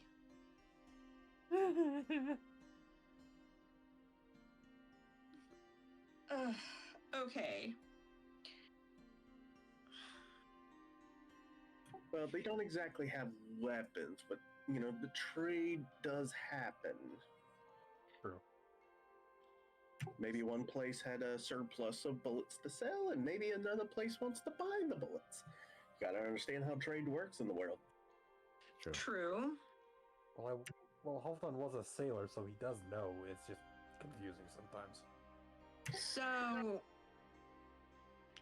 have we all searched? I think so. Yeah. Zara goes back over to the dead ogre and cuts out his tongue. What? Why are you like this? Puts the tongue in her bag. And then This collects point- Why are you like this? the 3 scrolls. At this point, Zara might as well just be an unofficial fucking witcher with all the monster ingredients that she's collecting. Yes, or a fucking necromancer or something. Anyway. I'm not a necromancer. I'm a You wizard. have an undead hand as a companion. How are you not a necromancer?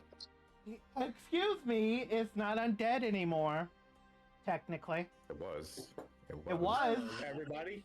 Everybody roll me a d20 for perception. Perception check. Woo! 9. 14. Oh, hey.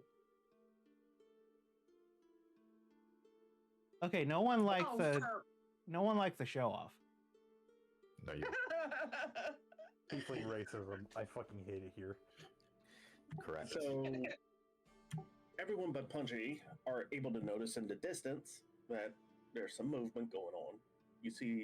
You're able to tell that there's a zombie here and there moving about, and might be getting a little busy in the area if you remained. Well, we got what we needed to do done. So I say we go back to town, talk to the blacksmith? See what? I highly suggest that we do that. Yeah, Yes, let's go talk to the blacksmith. we don't need to be fighting 2 extra. And I think maybe we can get those weapons done, and maybe we can also help with the evacuation of the town. So you find yourselves back at the town. You've managed to sneak back in, avoiding any surprises. Zombie is still zombie walking into that wall like it's a door. You find yourself back in the safe area. What's doing? Halfdan approaches the blacksmith and greets him with a formal meeting, still keeping up with his monk manners, and informs him of the current situation. We've slain the undead ogre, and now we're ready to move a majority of these people. Good. So as soon as he says good, a person runs out, informing everyone, and activity begins in earnest.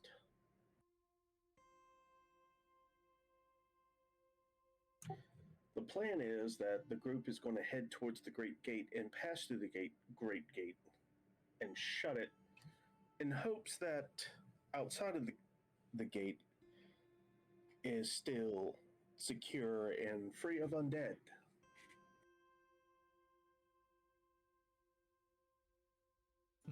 So it was zombie defense.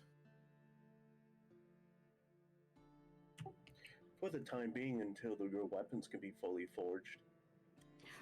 Hell Right. yeah.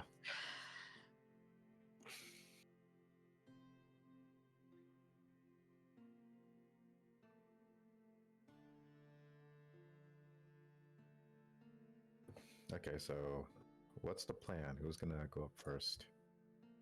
Well, I don't have an idea.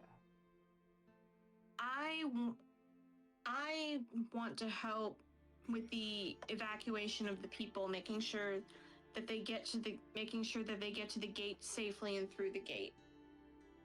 I guess Good that's the best idea that we could come up with. It is important to get these guys out of harm's way. Mm-hmm. Halfdan will act as defense. And Zara will aid you. Well, I should like this fire support. the caravan is all gathered up. The blacksmith takes up a position on one of the center carts. And you notice outreaching from him is the holy aura. You notice that no zombies dare come within it. Very As they- convenient. I was gonna say very convenient. Yep. His aura is able to hold back low-level undead.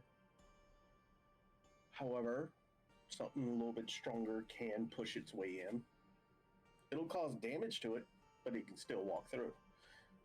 But you are making a beeline for that gate. Are there any other villages or towns in this region that needs to be warned or attempted to be saved? We should try and see if we can find any villages that we can warn. Mm-hmm. Right. But we also don't want to get split up too far, so let's get these people to safety first, and then we can start thinking about that. Mm-hmm. Yep. Your journey takes multiple days. The blacksmith is able to rest for a little bit at times, but he has to keep somewhat of a concentration going.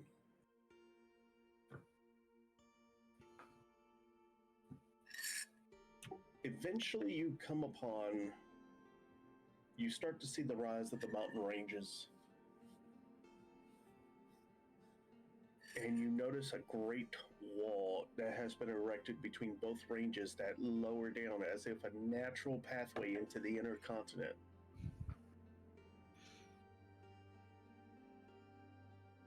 Sounds like.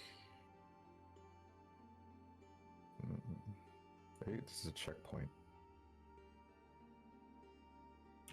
The guards there open up the gates for you to come through. There are many there who are looking very suspicious. Looking over everyone, make sure no one's the undead that's coming through. They watch. You come through the gate without incident. Except for the awkward smell coming from Zara. Clearly. Don't Of worry about course. that.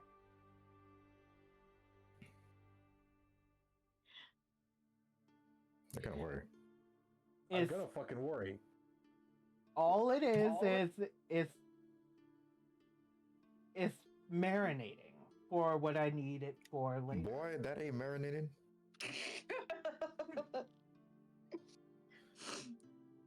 You find that the landscape changes. You're on the other side of the mountains in the Great Gate.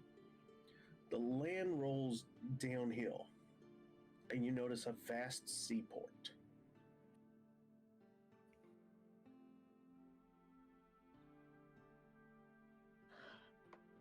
So, Hmm. fishing, anyone? Sweet home. Mm. Oh yeah, you were a fisherman, weren't ya? Sailor boy. Sailor. Same thing. Not quite. Meh.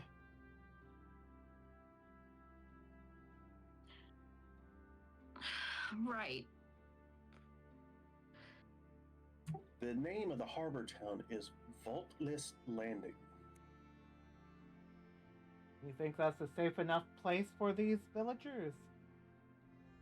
For now, yeah. Actually, you are able to notice makeshift buildings and tents popping up outside of the town where other refugees had made it.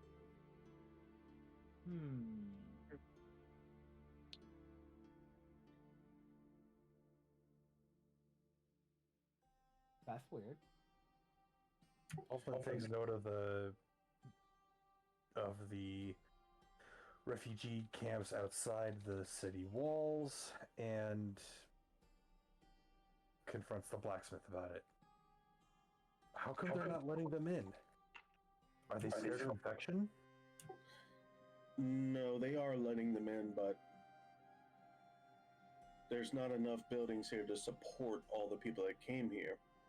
Nor do I feel the captains are too negotiative to those without much gold to their name.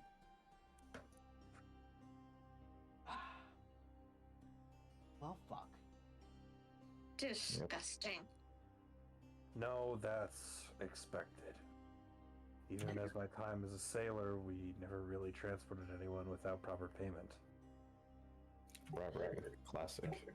And as you can see, most of these people fled with what they had on their back. And I'll take you call it robbery, other captains call it business. That's the natural way of things here. Even for a monk like me. This is what's wrong with the world as it is. Always treat other beings as inferior. Not inferior. They just see an opportunity to make business. I'm not defending them, do not get me wrong, but the spread of coin must flow. But what about natural decency? Shouldn't that flow as well? That is what the people outside the walls are doing. Take notice. All I notice I is see- that the people who are poor take care of the poor. The rich take care of the rich. It's Yeah, not you don't equality. see what I see. There are holy men and clerks outside helping the people.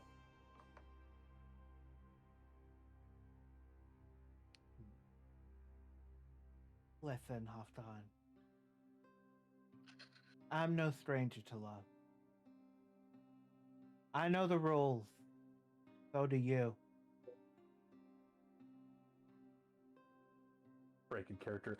Fuck you and your Rickroll bullshit. I'm sorry, I had the opportunity, I had to take it. Okay, back in character. Back in character. Sorry. Right. Listen, Halfdan. You see the world in a holy light. I see it for what it really is. Darkness. Decay. Loneliness.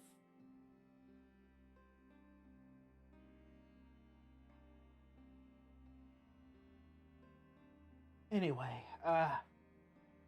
forget I said anything. We need to figure out what to do with these, refugees. Should we try to negotiate with the so-called nobles? No. There's no point in negotiating with them. The ones that we should talk to are the holy men and clerks that are helping the other refugees. Fine. Better than doing nothing. Right. I'm with Halfdan on this. So, real quick, Altec. Don't you want to? I'm thinking. Don't you want to take some action with the certain items you have? There's a blacksmith. Yeah, I was about to nearby. mention that. Okay, besides food and spices, what else did I gather from that caravan?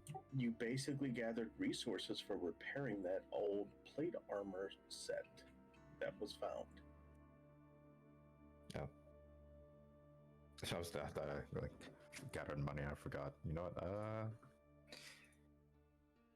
Is there anything we could probably use to, like, bribe them, or is that not a good idea right now? Who are you trying to bribe? All the guards. For what? Actually, I no, thought you were never going to mind. talk to the blacksmith. You're confusing me, and you just confused yourself. Fuck. Altec. Correct. Altec. Yeah. Go to the blacksmith with the resources and ask him nicely to fix that plate armor that you have. Okay. This Just is the what you blacksmith. should do. I'm gonna talk to that refugee.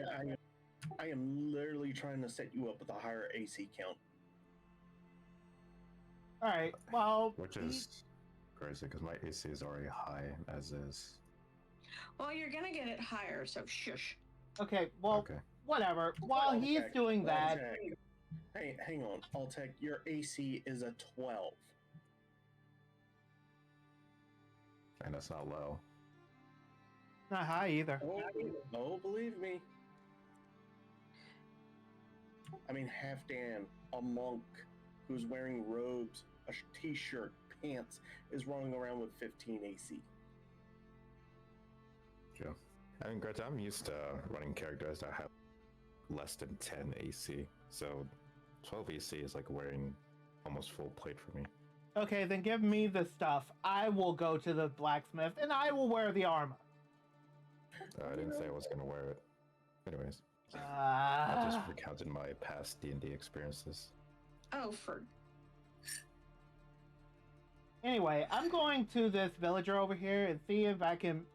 Well, this refugee over here, and I'm gonna see if I can borrow their cauldron for a little while. You guys do whatever the fuck y'all do.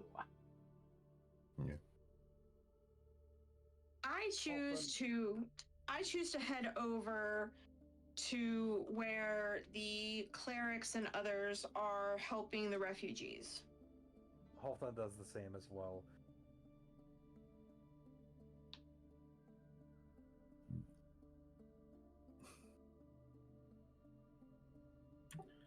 So, you see a cleric or two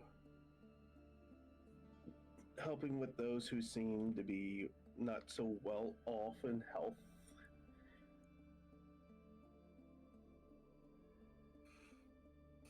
I choose to approach one of the clerics and ask very politely, "Excuse me, I know you're busy, but could you direct us to someone who can, could you direct us to whoever's in charge? We're here to help." In charge, that would be the Merchants Guild. Of course.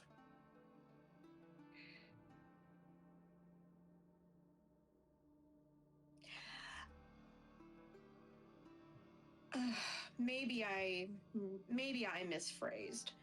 Whoever's in charge, is the Merchants Guild in charge of the relief efforts here as well? They're not. They only permit them to exist here. Just the fact of what's happening to the land.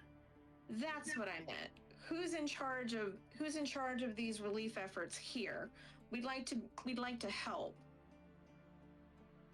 Unless you can come up with more land and more housing out from your pockets, there's not much that can be done. Possibly point us towards the Merchants Guild? Largest building in town. That one right there. He gestures towards a building built out of marble and with blue stained glass, sitting dead center of the town. And it is round. Right. Thank you. Sorry to be a bother. And with that, I turn and head towards the indicated building. Halfdan follows close behind.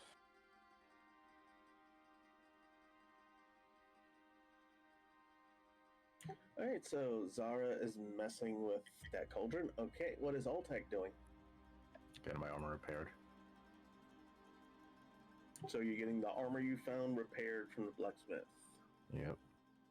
No interaction, just straight up, hey, get this done. Hopefully you asked nicely. Well, obviously. Not that much of an asshole. That much. That's risk coming from you, Punchy. I don't want to hear it.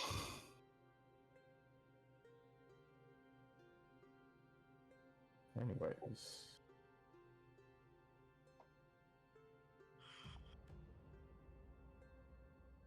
Actually, I do want to ask Sebastian one question. How does he use that radiant magic that he has? You want to ask how he's able to use radiant magic? Yeah. He's a paladin. No. They just get that? Damn. Could have been a paladin in next life. Dude, when we met him, he revealed himself to be a paladin of Bahamut. How long ago was that? That was like in the first or second part of this campaign, my friend. That was a few weeks ago. Yeah, no one ever remembered. Feels like you have shit memory. Yes, because I'm in college. And that's why I write shit down. Anyway, so I guess Halfdan and I arrive at the Merchants Guild and look around to see who we need to talk to get inside and actually try to talk to some of these bastards. Well, you notice that there are two guards that do not match the uniform of the guards at the Great Gate, or any of the guards you have encountered before. These gentlemen are a whole lot more burly, more well-armed, and more well-armored, and they do not permit you entry. Random request. Can Halfdan use his, I guess, sailor pass to try and get an influence into the Merchants Guild? Well, first off, they're going to ask you, what business do you have here? Do you have an appointment?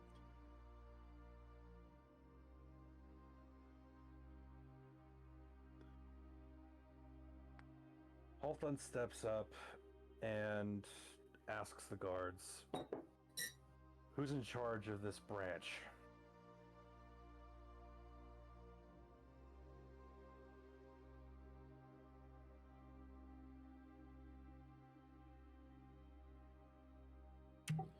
It is the Yorktons.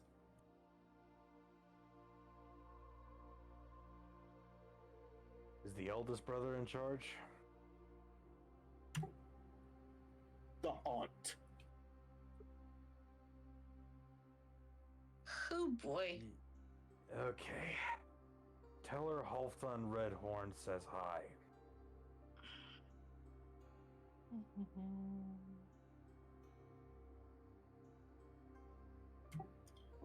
Maybe we're gonna forget the message to give. Halfdan takes out a gold coin and makes it appear as 2 for both guards. Will you deliver the message now? Maybe.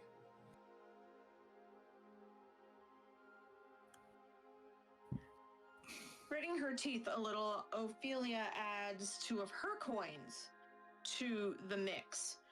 How about now?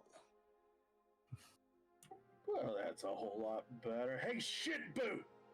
Go over there and tell the auntie lead that Halfdan says hi. Excuse me, did he just say shit boot? You see a younger, what appears to be child or apprentice that is trying to become a part of the guild go running towards the marbled building.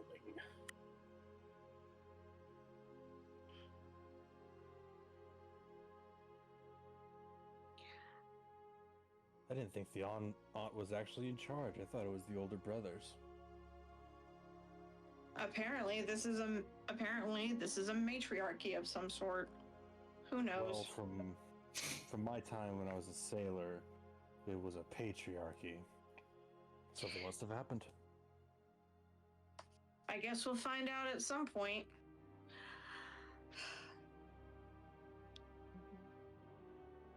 So what is Zara doing right now?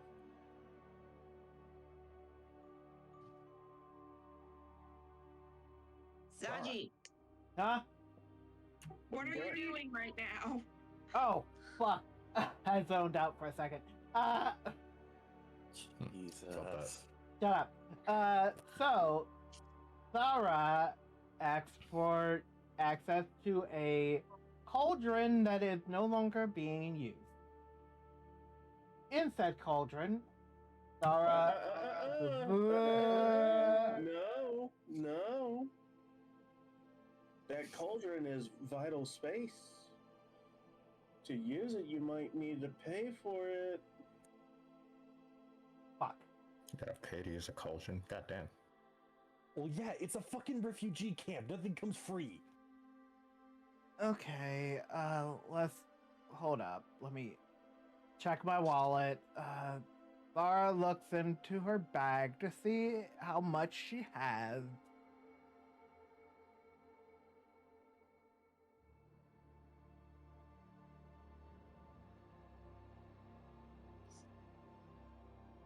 There it is. Damn it! Where'd it go? 1 second, please. The Lord. fucking cow. Did I move it into the... Did I move it in here? By accident. As Zara tries to find her wallet, Fuck off. Oh, don't tell me she got it nitpicked. I mean, pickpocketed. Actually, technically, I don't know where the file. oh my god. Oh my god. You know what? You got pickpocketed in this bitch. No, wait! I'm looking for it. Hold up. They really upped the realism in these games, man. I mean, getting pickpocketed in refugee camp is crazy. Hold the Me fuck up. personally, Hold the fuck up. I'm looking for it. It's on my desktop somewhere. Fucking hell. Wait. Yes. Zaji, you can find it. You can attempt to find it in the mess that I am certain is your desktop. Actually, my desktop is not that messy. Shut the. Says the person who can't find it. I legit thought Zazi was like still being in character with that, but no, he didn't. Notepad. You're not a real Maybe if streamer I. if you can't find your I shit. found it. Okay. My God. Shit, I only have 2 gold. Mm. I mean, 2 golds, 2 gold. Zara looks at her 2 gold pieces, and while struggling, she decides, would 1 gold coin be enough to use this cauldron? You know what? The person takes it and gives you the cauldron. I was about to Yay. say, that inflation hit the refugee camp. The person immediately leaves. Okay, that's Would they leave? actually a smart idea. Then you hear someone else saying, "Hey, what are you doing with my cauldron?" Uh-oh. Oh, fuck's sake. Look, I'm a wizard. I need it for my experimentation. I just paid somebody for it. Give me a break No, they're here. using that for food. What do you mean experimentation? That's probably like the only culture they have. Hush. You're taking advantage of the refugees. That's kind of crazy. Ah, I bought it. Okay, whatever. Good sir. I just bought this from someone. I did not know it was stolen. Do you have? Hey, I remember you. You do? Uh-oh. You were part of that party that came in and took care of that bandit problem. Yeah, feel free to use my cauldron. Oh, Oh. Oh. not who I So was about expecting. nothing being Never mind. free, Punchy. About Thank nothing you in a refugee camp being very free, much. Punchy. Zara takes the cauldron and walks off to an open area. I expected that to go down a little bit differently. So Maybe did not. I thought it was someone else, honestly. Shut up. We're not going to talk about that. And I thought nothing in a refugee camp was free. I already paid for it. Shut up. Zara thinks to Understand. herself, oh, well, that's not how I expected things to go down. Maybe humans aren't so bad after all. She sets the cauldron on a fire. Okay. Fajando, we're going to do something different. No, I'm not going to throw you in this. But I do want to try something that may make it easier to understand you. Oh, good God Almighty! Zara then takes out the hand that she has been carrying. Using her dagger, she cuts the hand, removing each and every finger from said hand, and throws the palm into the pot. What the? Never mind. She goes over to the river nearby and collects a small bit of water and pours it into the pot. While the palm of the hand is searing, she takes the fingers and dices them, being Ew. sure to remove the bone. Fucking hell!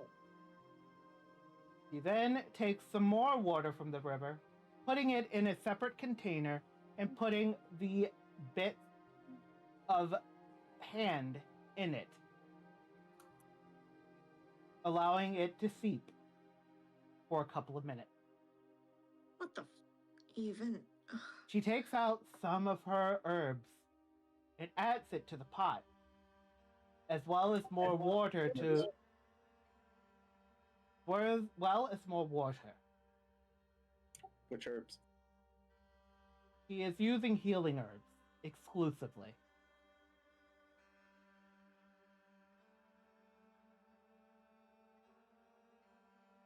As the pot gets full of water and herbs and the palm, she adds the chopped up bits and water of the fingers, discarding of the bones. Oh, for sake. After a few minutes, she takes out the tongue and throws it into the cauldron as well.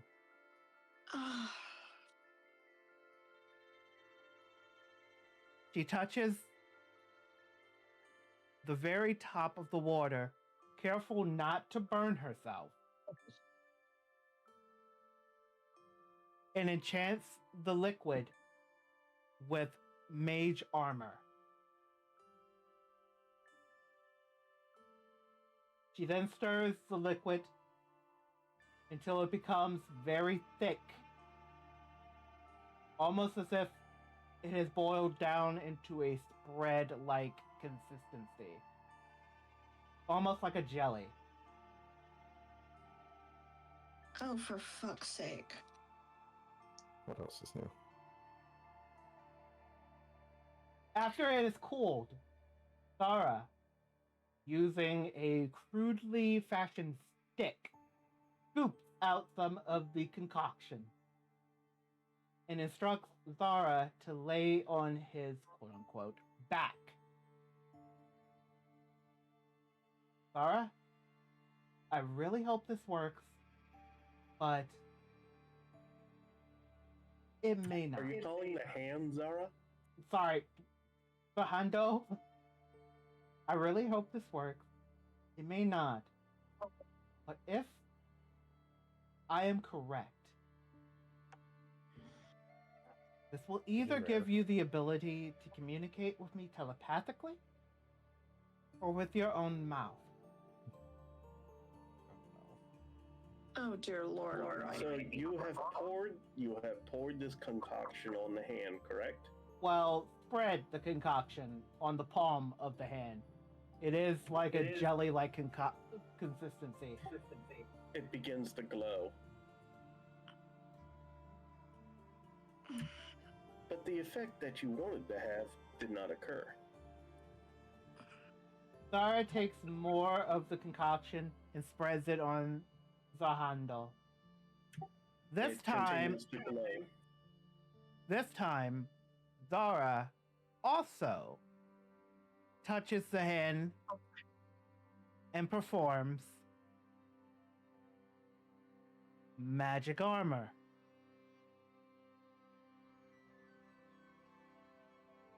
Mage armor. Sorry. It continues to glow. Zahando is holding very still. But you notice what you have spread across it has formed fully around it. Zara continues to use mage armor, hoping that that the effect that she is looking for will happen. Eventually, you notice that all your work has turned out to make Zahando into a 20 AC armored creature.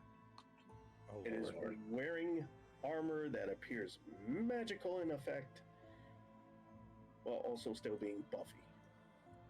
The fucking hand has more armor than anyone here. That's crazy. Zahando steps back, looks at Zahando steps Sorry! Zara steps back. I'm getting confused. Zara steps back and looks at Zahando. Looks at Zahando for a couple of seconds before trying to use another spell that From the distance, you hear, "You survived!" Oh no! Zara stops before she could launch a spell and slowly turns around. You see the librarian that survived. Nice. Nice. Eyes twitching. Nice. Zara gets up slowly and walks away. motioning for Aw. Hondo to follow. Hondo gets up and you just hear heavy metal clinking behind you. Okay, so Hondo, this is an adverse idea that I had. However, I think that's enough of my experimentations for now. But my love, that is surely you. Zara continues to walk, this time faster, continuing to talk to Hondo. I wanted to give you the ability to talk, or at least be able to hear your thoughts. Unfortunately, I have pined for you for these many nights. No. Zara stops for a second and then quickens her pace, talking to Hondo. I feel like there's something I could add to the concoction that can open up. The coldest rose among the field of flowers is always the most beautiful. Zara picks up Hondo and begins to run and begins to jog. Maybe something in the concoction was adverse. Maybe I need a different type of tongue to. Zara stops talking for a couple of seconds. And while still jogging, slowly looks back.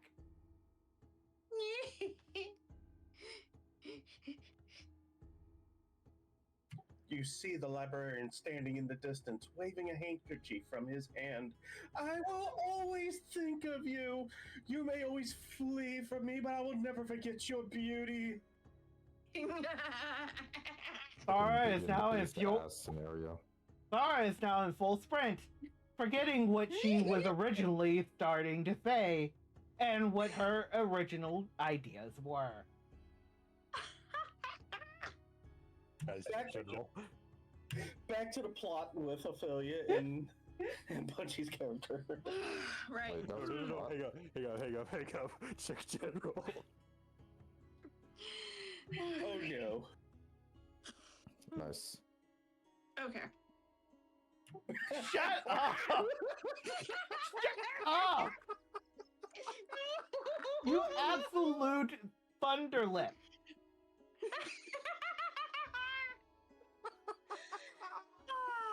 Okay, I'm good. Note that Zara is running in the direction of Halfdan and Ophelia. Oh no. Okay. Oh dear. Just note. Continue with the plot. Okay. Moving on. So you notice the young boy comes running back out, says something in a different entire language you don't understand, and the guard goes, "All right, you two can come in." Thank you. Thanks. Thank you very much. Who the fuck is Boy you? just said spank you very much. What? Alrighty then. Okay, continue. Seriously, did Zara just show up and say that? No. Yeah. No, that was I out of heard character. it. I'm sorry. You I know what? heard it. You know what? I heard it. Yes. I documented it. You know I what? recorded Yes. it. Zara showed up and says thank you very much in a huffed voice.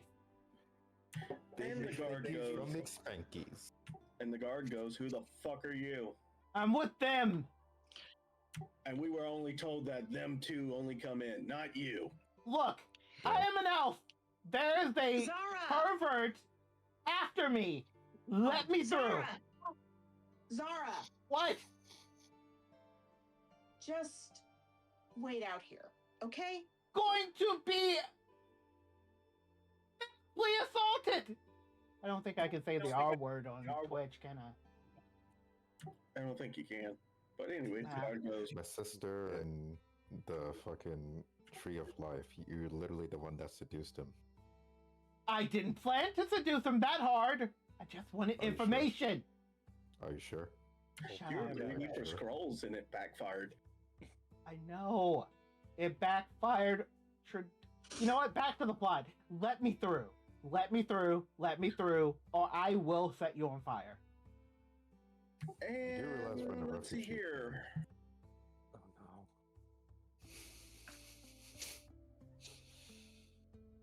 Yes, Zara, I'm if you using fuck my up this meeting intimidation. with that zombie, if Okay, you- let's see here. Where are you at? Alright, so hit points is at 11.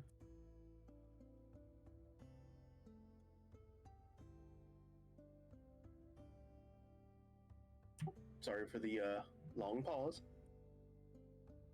I was gonna say, couldn't. You know what? I'll just shut up. The guard draws back and punches Zara. Zara takes 5 damage. Zara, Personally, I won't take that level of disrespect, but that's just me. Zara, forgetting what exactly why she was running, takes out her wand, places her hand on the guard, and starts to perform Dragon's Breath. Uh-oh. I don't know. So you're giving him Dragon's Breath. I'm starting to perform it. I didn't say I performed it yet. Someone could probably stop me. Zara, no! You realize how that spell works, right? No. You touch one willing creature and choose acid, cold, fire, lightning, or poison. Until the spell ends, the target can take a magic action to excel a 15-foot cone. You're literally giving this guard who just decked you the ability to breathe dragon fire upon you. Oh, meme. right. That's not. Good meme. Oh, wait! Use it later. But for right now, Zara, Just stop, Zara. take that back. Yes. Zara, Someone should stop Zara right now. Zara, because these guys hold are up. not within your range. hold up. Zara, Zara, shut up. shut up. Zara, completely taken aback by the punch, forgets why she was originally upset. Lifts her wand at the guard and starts chanting for a ice knife attack. Halfdan immediately Zara, stop! Halfdan immediately uses his tail to wrap around Zara's wrists and lift her up, and brings her in front of him, and says, "Cut it out. I'm here on business. You fuck this up for me, I will kill you." You don't- can That's not very try. nice of you. Halfdan, don't you mean us? I'm not above killing both of you to kill him. Stop! Guys, you do always run a refugee camp, so can we, like, chill? Also, by the way, if you have not noticed, 5 more guards have appeared. Yeah, that too. Oh. No, usually I try to explain the situation, but, since it led up to this point, I can't really do much here. Zara, Really? inflamed by the action of the one guard, thinks about launching a firebolt upon the entire refugee camp. Her Don't dark give a shit side about is that. her dark side is starting to flare. Can I headbutt Zara to knock her out? You want to deal that damage? I can try. Yes, please. So let's see here. Zara is at, let's see here, 6 HP. Oof. No, I'm not. Ooh. Yes, the guard. He's at punched 5.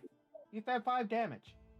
Yeah, you out took of 11. 5 damage, which means you have 6 hit points left. Oh, I miscalculated. Okay, yeah, 6 hit points. Go for it. Yeah, this guy swung and knocked the shit out of you. How is Zara even still talking? Like, that's some CTE level damage. Do what you I have to think this is do. CTE talking. If Zara dies, then I can just create another character and rejoin the campaign as a new character. Do what you have to do. I don't know if it works that way. I mean, yeah, I can let you rejoin as a different character in class, but it'll have to wait a moment. Yeah, Okay, so That's do I fine. roll to knock Zara out? Give me a d20. I mean, this Okay. is the stream of mine, so I am Please. willing to wait. Please knock her out. So, without dealing the damage, you have knocked out Zara. Good. Pussy. Next time, make sure I feel it. Oh, for fuck's sake. Halfdan then puts Zara over his shoulder and holds up his hand, gesturing, hey, let's just all calm down. Yes, she is with me. She's a tiny bit crazy, but let's not all get our hackles up. No agreement. Permission was only No given agreement. for you two. Toss the wrench out. Okay. Okay. Halfdan then sets Zara outside against a wall and puts a random blanket he found over her. Just tosses the elf out the wall. That's crazy. Sorry Zara about will that. remember that. Ugh. How can you remember that? You're unconscious. Don't worry. I'll wake up. Right. Let's just get inside now. Okay. That's above. Halfdan walks inside and Also, by the way, both of you are now being escorted by 4 other guardsmen. Yeah, damn. oh, Okay. That's fine. We ain't trying any funny business. Yeah, the action with Zara has raised some hairs. Of course it would. all over a fucking library, pervert. Are you happy? Yes. Was he even a perv? Like, Yes. Not really. She seduced him and sent him mixed messages. and left his ass on read, let him high to dry. Like, that's crazy. This is the catalyst to Give my me boy- becoming more give my evil. boy some sympathy. Okay. This is Okay. the catalyst of me unleashing my dark side. All right, so if Boy, you are Zara's not going- Darth Vader. If Zara's going to become evil, that's going to end very badly for Zara. Yeah, your low hit point have an ass. I'm aware of this. I said I know what I'm doing with this character. I am pretty Are you sure? sure that this character. You know what? I'm not gonna spoil it. Okay. Let's Are you continue sure? on. I'll take stop. No. But yes, let's continue on. So you find yourselves being escorted into this extravagant building. Hallways with art in vases and artifacts are on display. You notice opulent looking individuals coming and going. You see the family portraits. And you do see the brothers that he spoke of. But then you see in another portrait at the very end of this hallway is of the aunt.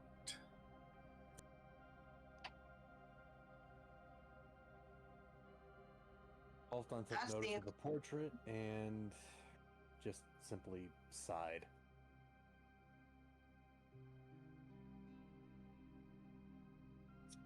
Oh boy.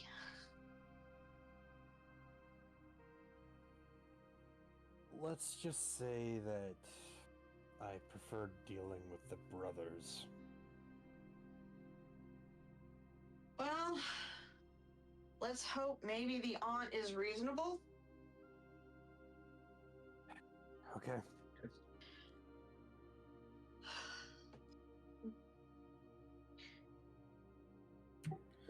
The lead guard steps in and knocks on the door and speaks something in a different language that neither of you understand.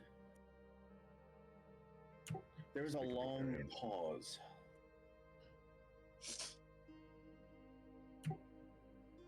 You hear a female's voice in a different language also ring out. They open the doors and you proceed in, where there is a huge desk and what looks like somewhat of a cushy throne where a lady sits, red hair swept to one side, wearing a mixture of a blue blouse and a red sash across her shoulder down to her hip. You'll also notice there are also very heavy looking bruisers inside that room. Damn. Somehow, Halfdan, I don't think they want us harming her, do they? Just keep calm. Let me do the talking. Well, unfortunately, she overheard Ophelia and addresses her directly. Well, little one, I'm quite capable of defending myself. And she produces a very fancy, long barreled revolver from underneath the desk. Instead of being intimidated, I eye the revolver with interest, head falling to one side and then to the other as I examine it. I admit, Mom, that is a very nice piece of work, if I may compliment. Well, yes. Anyways, what brings you here? As she addresses Punchy's character. I've come to call in a favor. Oh, the favor that was owed from my little nephews, huh? No. The favor you owe me for saving my wife.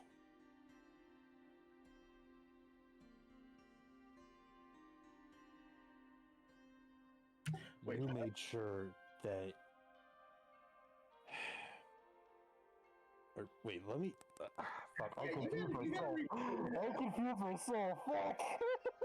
You make it I was sound like, wondering what was you made it sound like you owe her a favor. The way you said that, Punchy. Yeah, you kind of Yeah, did. I I was. was doing the double. Wait, All you right. owe me a favor for saving my wife. Let's cut back. Let's strike that. Dialogue. Reverse. Roll You know it what? back. While you're Again. rehearsing, she reaches underneath the table, whips out some Jack Daniels. Says, "Here, you need some Jack of this." Daniels. Jack Daniels. High quality, whatever the fuck, I don't know. Whiskey, bourbon, Okay. Kentucky bourbon, I think. No, I okay, could be that's what wrong. they call it. No, Tennessee whiskey, I think. Anyway. Sorry. Anyway, Fantasy whiskey in a fantasy world. Halfdan steps up slightly and eyes the woman with an almost stern look and says, I've come to call in the favor that you owe me. The one that you owe to my captain as well. That's right. Let me go through my ledgers and how is the old bloke, by the way? Dead. Oof. Oh, poor thing.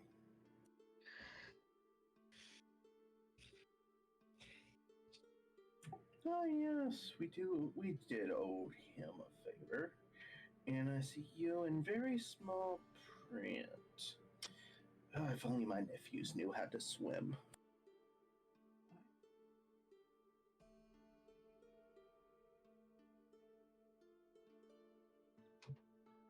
Oh. Halfdan is eyeing the guard slightly as she takes note of her ledger. What kind of favor are you thinking of begging from me? We brought in refugees from a village about 4 days south. We want them to have a place secure enough to make a temporary home. Possibly even enough to try and make homes inside the city walls. Look, sweetheart, if you'll notice, we're running short on land here. To make any more, we would have to build on top of what's already kind of rickety. Right now, I'm doing my best trying to keep the status quo going without anyone else cutting everyone else's throats. And perhaps some incentive? Incentive for what? To put them on a ship anywhere they want on me. On you. She takes a short moment to glance at Ophelia.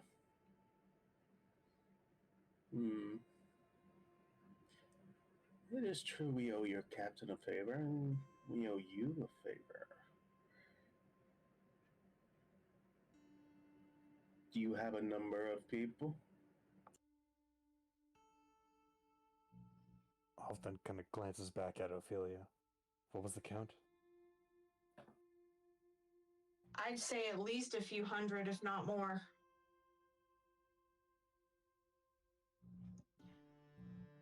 These people have nothing left. Unfortunate for them.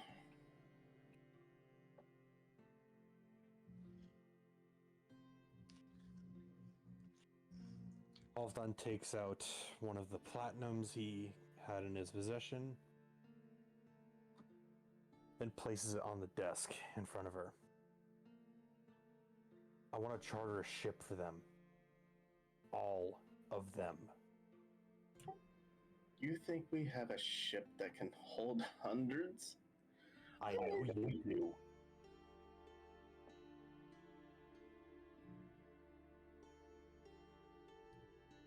Well then, you're no fun. Twist my arm. I learned from the best. Where's the best?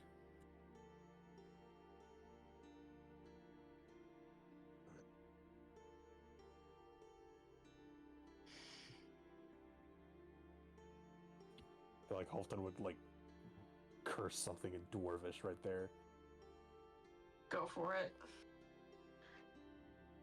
God and Faye. Adorable.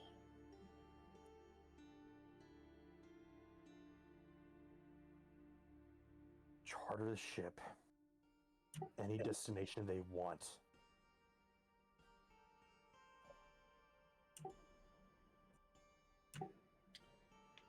We'll charter a ship, but we'll decide where it goes, and you go with it.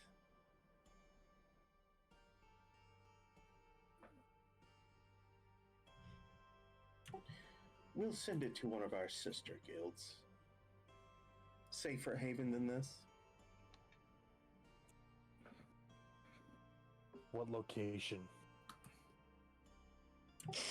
Across the ocean to the other continent. The one with the desert. Oh, what is the name of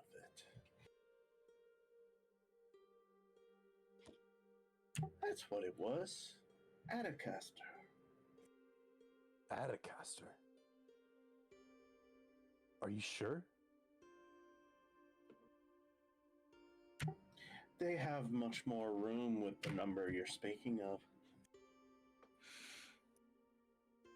Halfdan's expression is suddenly not as stern, but shows a hint of vulnerability. Something about that town rings in his head. Very well. How long until the ship departs? Seeing as it would benefit me to get these extra mouths out of my town tomorrow, first thing, it will begin immediately. Thank you, Mom. We'll be sure to inform. We'll be sure to go and inform the villagers right away. You stay. Halfdan, you step out. That was not the agreement.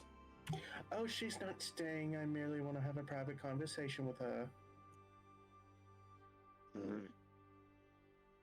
Yeah. She pulls anything. You do anything to get out of here. Understood? I give a nod and gently tap my holster where my revolver is kept with just one finger.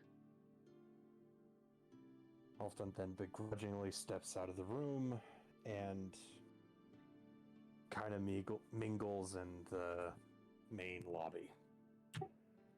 Now, little sweetheart. Do they know? Huh? Do they know? Know what exactly? Oh, on the outside, you're human. But I can see more underneath. Oh. Oh. Well, if they do, I guess they don't care. You do know they don't let their own wander for too long. And you know human years are quite long in our own, but short in theirs.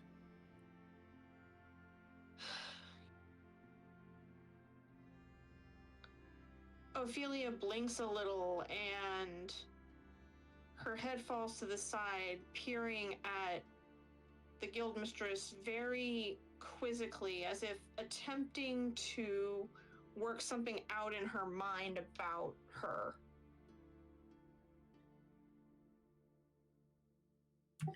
You could come work for me, leave that dirty tiefling to his own bleeding heart desires.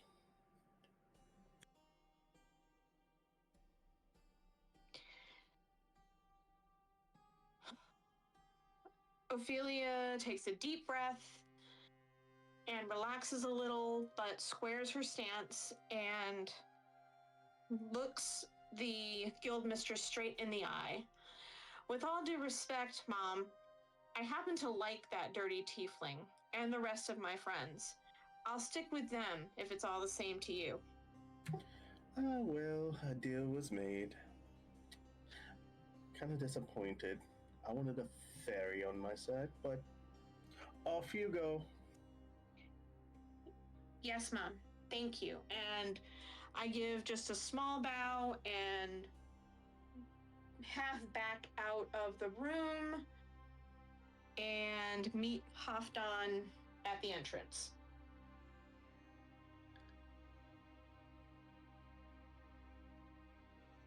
Halfdan looked over to see Ophelia and sighed in relief before approaching her and walking beside her out of the guild building.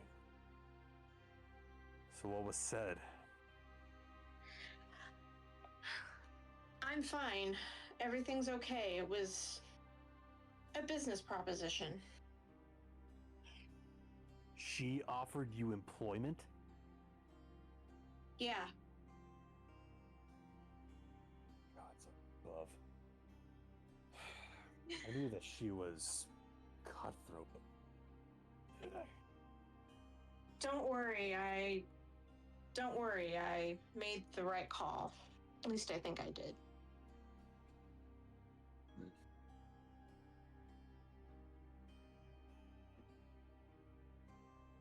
Halfdan's expression begins to turn into a puzzled one again, thinking about the name of that town, of that city, Adacaster. He knew exactly what city that was.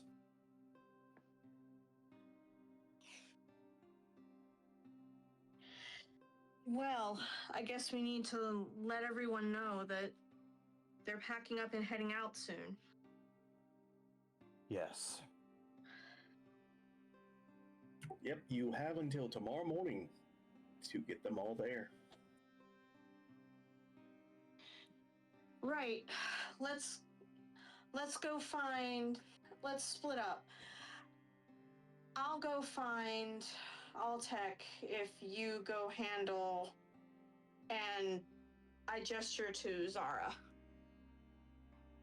You also Oh, see right. Zahondo is now standing on top of Zara defensively, Yeah, that's. and also appears to be well armored in what looks like blue magical armor on it. Halfdan looks at the unconscious body of Zara and just sighs in annoyance. Why am I always the one that has to carry the fucking elf? Because you do it so well, and I gently give Halfdan a pat on the shoulder. Plus, Ophelia tried to carry Zara, it just looked like a pitiful state of dragging a body.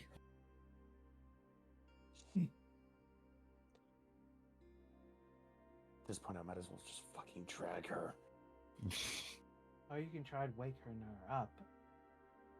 That you could do. Okay, fine.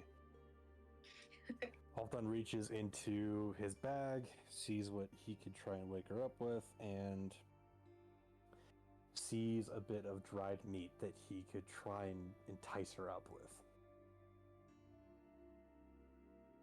You know, it doesn't go for splashing water on them, just says, they'll wake up to the smell of meat. Yeah, I was Well, thinking he's the same thing.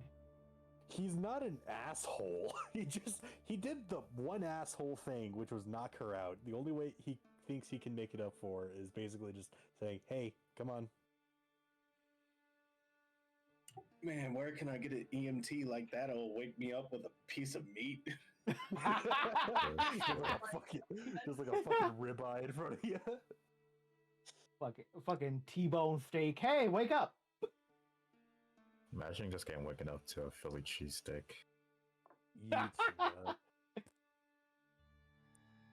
Just wake up and there's a cheeseburger on your stomach. Halfdan steps up to Zara, kneels in front of her body, and holds the dried meat over her nose and breaks it so the smell can get into her nose. I don't know if I have to roll to see if that works. Well, let's see here. Go ahead and roll. Let's see if it actually does work. D20? D20. Fucking hell. Son of a bitch.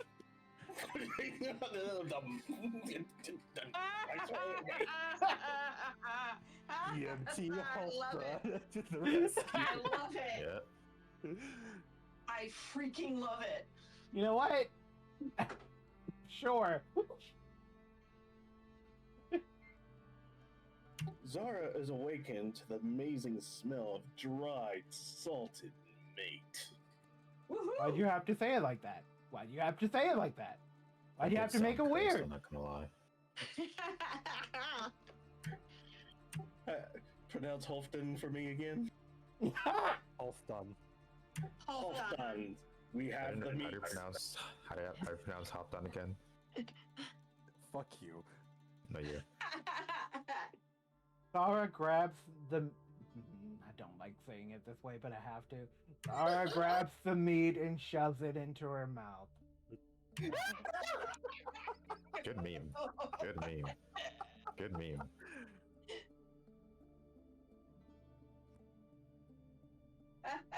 I hate everything.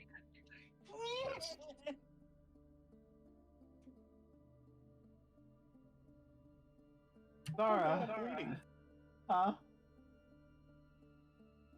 What was that? What? Are you bleeding? No, I busted a scab. Oh, Are you shit. okay? Yeah, I'm fine. It's just a scab. Do you think he's still need broken. a Band-Aid or something? No, I need 911 EMS. Damn. Someone Okay, get him fine. some meat. I need a tourniquet. Okay. He needs some milk. Okay, Zara finishes eating the dried meat and then slowly puts her hand against the cheek that was struck. She says nothing, but glances at Halfdan.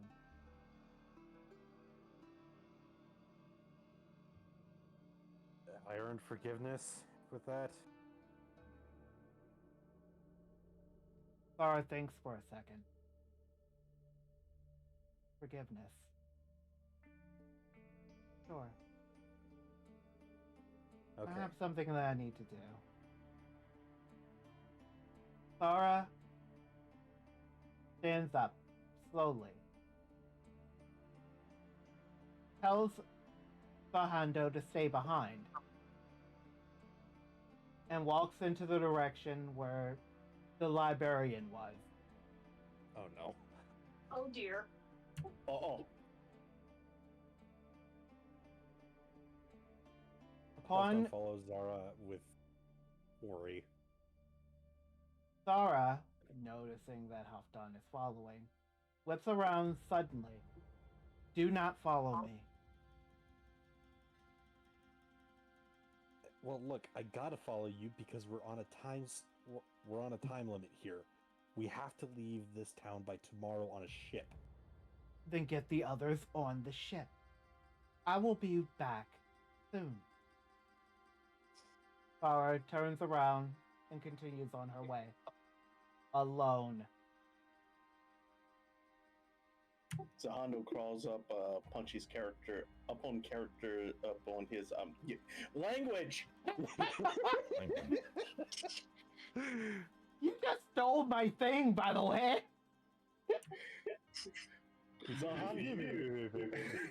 Zahando crawls up Punchy's character's shoulder and just sits there, and it almost feels sad. Halfdan looks at Zahando and then back at where Zara was heading to.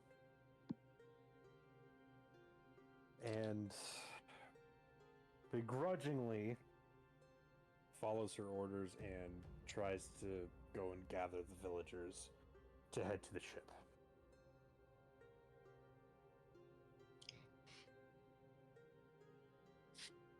Meanwhile, Ophelia is heading in the direction that she believes Altek and the blacksmith to be.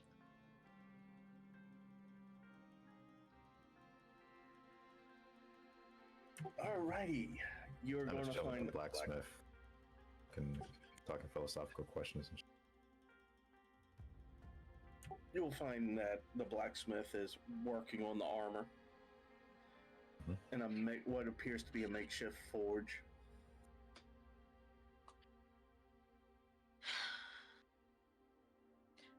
I have bad news and I have good news. Which would you rather hear first? Always the bad news first. Bad news is we have to get out of here by tomorrow morning. Why is that? The Merchants Guild, well, Halfdan cut us a deal. We can take the refugees on a ship and go to I forget the name of the place, but it's on another continent, but the Merchants Guild is going to fund it, but we all have to go.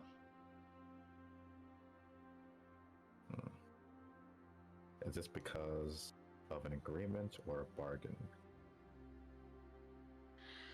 A little of both, I guess.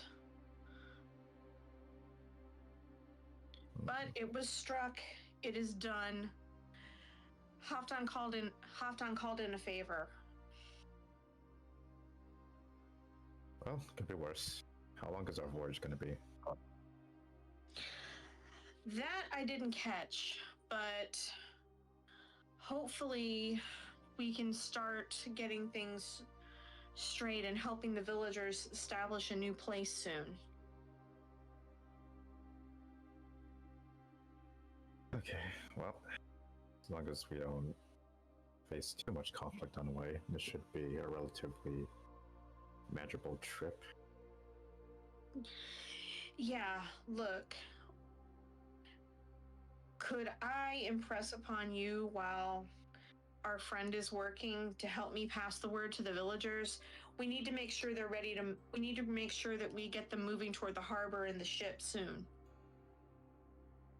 All right, sure. Yeah. Thank you.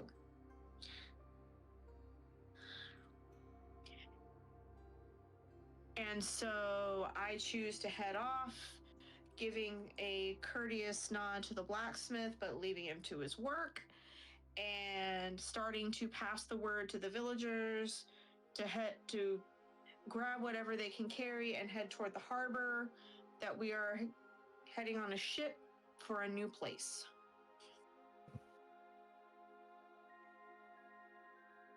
I'm gonna help out Ophelia with that as well. And also ask her questions on what happened between Halfdan and the what? And the leader of this refugee camp. Well,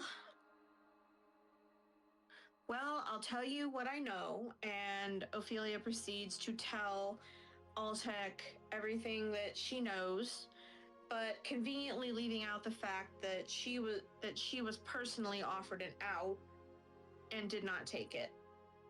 She chooses to keep that particular information to herself.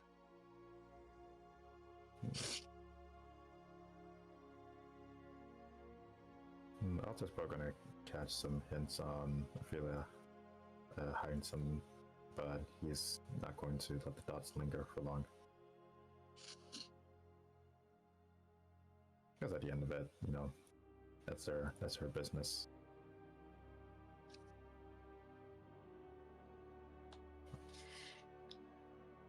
Anyways, what else are we doing?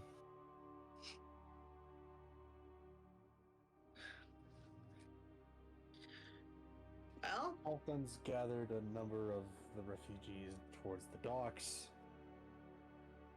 and showed the captain of the ship that was offered to head to the new continent that they were under protection of the Merchants Guild here.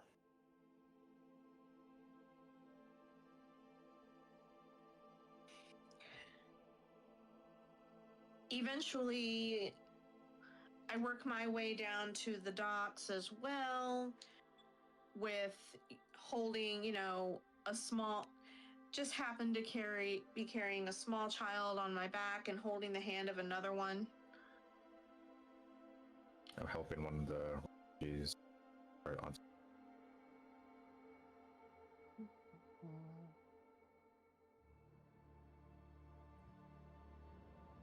Alrighty, so what is Zara going on with? Zara continues to walk until she sees the librarian again. Yes.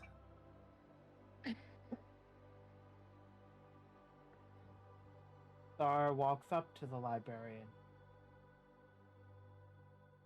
Alright. Not saying a word at first, just staring.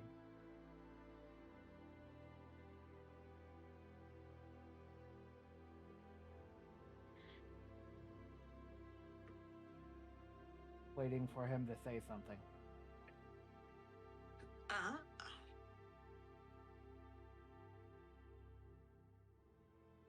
Well, I am trying to think of a good one. Somehow I have a feeling this is going to end badly for the librarian. Probably. Correct. Probably. But anyways.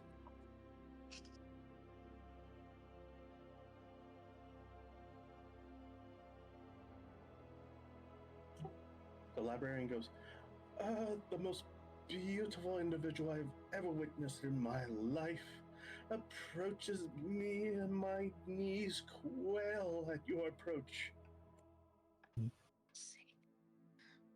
You find me beautiful, yes? Yes, I do. There is no flower within this realm that could hold appeal as you. I see. Did you form that opinion on your own accord? Why, it was that day in the library. that I worked for to maintain when you walked in and showed me that I never knew what beauty was. Zara slowly steps closer. And beauty was what you seek, correct?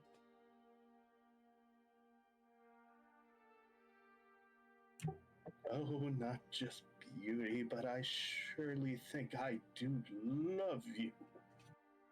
Oh boy. Love. Then prove it. Zara opens her arms. Prove your love. They're not gonna. No, it's getting spicy in here. We'll see. Well, we'll see if it's paprika or smoked paprika. I was thinking more red hot, me personally. Or sriracha. Chili Too sauce. much shrimp. Tapatio up in here. No, I got that sriracha, man. That Indonesian type shit. The librarian goes in for the embrace. Zara hugs back. My dear, you do not know. To be finally able to do this. Oh, Father. Why did you do what you did? Oh no. Oh dear. Uh-oh. Keevan! Red flag! Father?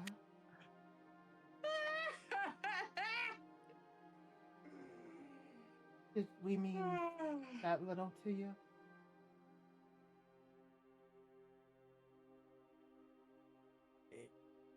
Zara looks up into the eyes of the librarian. What would you have me do, Father? Wait, hold on. What? Father. Whoa. Holy incest, Batman. This Zara sounds like one then. of my fucking Chinese cartoons. Yes, Oh, dear God. shut up. I'm trying to be serious here. What would you have me do, Father?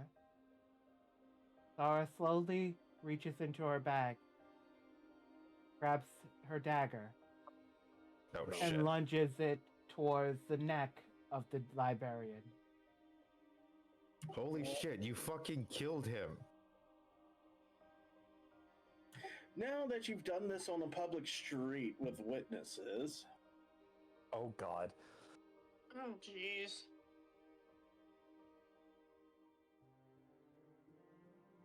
at least 6 people have witnessed this murder. I'm aware. There is screaming. There's reports of a murder. Zara watches as the people run around. She slowly lays the librarian onto the ground, as if meaningfully, then throws the dagger at his feet.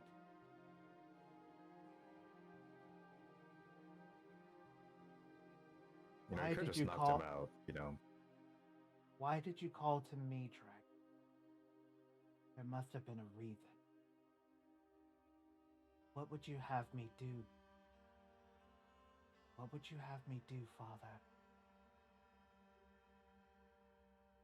She touches her cheek Aw. once again. What would you have me do? The He guard slowly remnant- turns.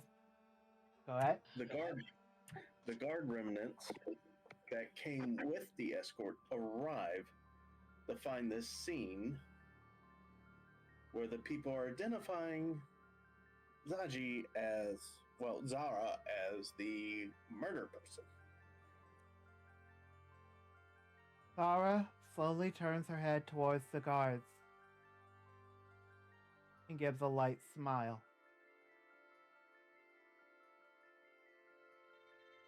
What can I do for you? This turned yandere very fucking quick. I don't know if this counts as yonder. One of the guards shouts out, "Why did you do it?"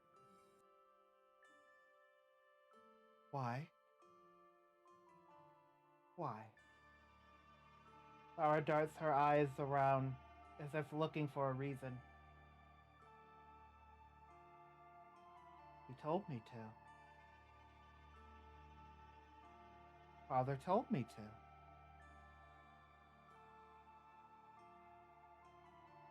What? Oh, boy. Her eyes starts twitching. No, Zara, you could plead for insanity. Backstory reason behind this. Just let it play out. Well, here's the problem. The way it's playing out is this may not work. I'm aware of this. This was always the plan. I'm trying to find the right stats right now, so give me a second.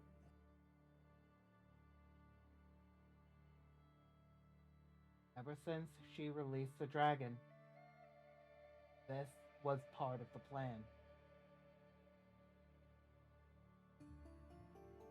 Just so happens that you created the librarian, which was the perfect catalyst for it. Oh lord. Otherwise, it would have just been a random villager. But still, it works out.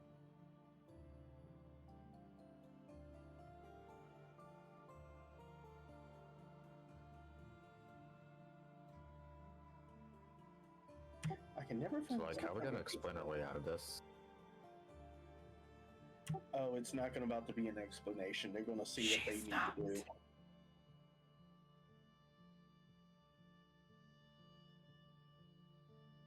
Remember all that information that I gave you about her background? Yes. It was a lie. That I mean, belongs yeah, to obviously. that background belonged to another character. So, impersonation. Yes. Why? I didn't play out, for fuck's sake. Okay.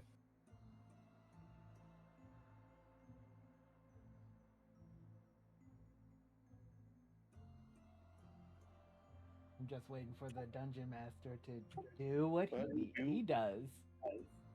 Let me see how many guards have came to stop you. Like a dungeon master, like the attorney here. Objection!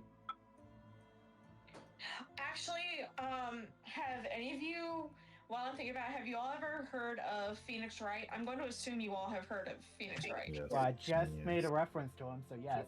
So, 9 guards have come to engage Zara. Oh dear. Oh dear. So, Zara, roll for initiative.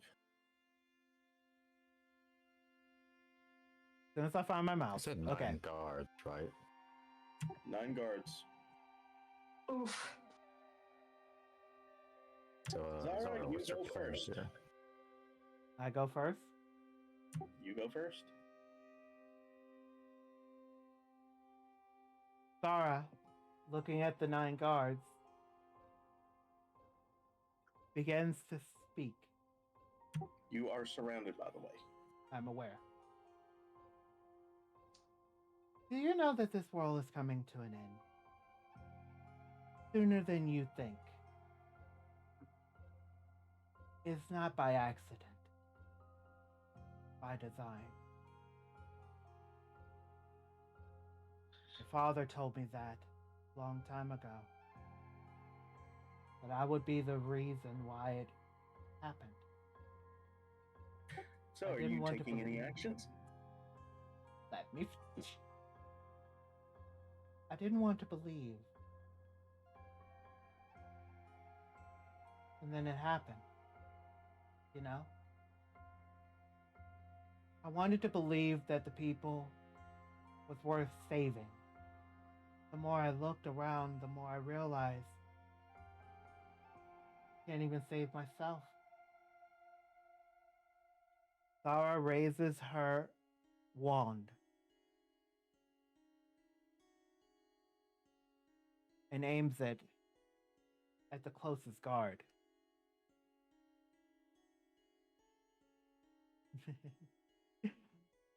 Oh dear. I'm not going to survive. But neither are any of you. If anything, let my friends know that I love them in my own way. Or don't. Leave them naive to what happened here. Zara then launches a firebolt at one of the guards. Roll me a d20.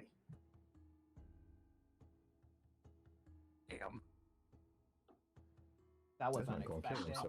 But Oh dear. that was unexpected, but it fits.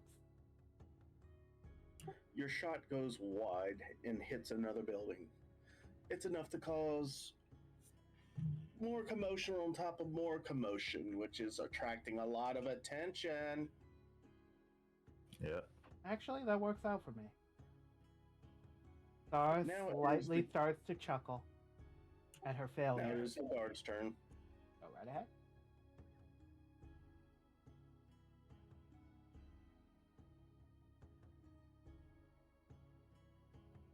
Beginning to hear the commotion, I look up, start to see the smoke, narrowing my eyes, and calling out for Altek and Halfdan, seeing if, because I still have the children, seeing if one of them could go and investigate exactly what the hell is going on.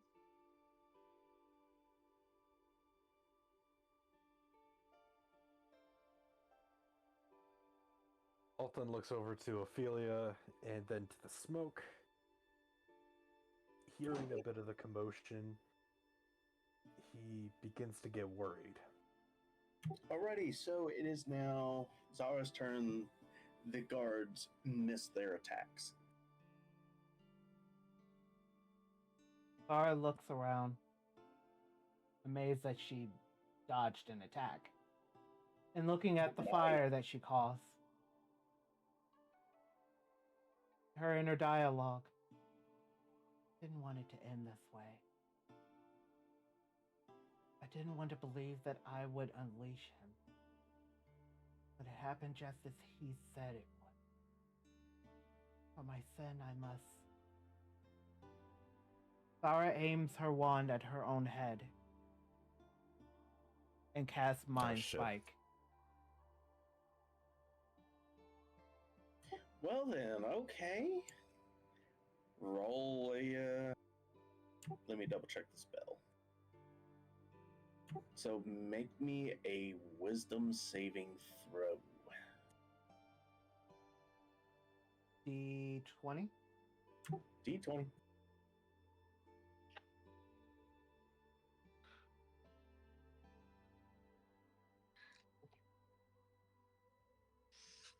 So 14. Damn. Mm. Roll me 3d8.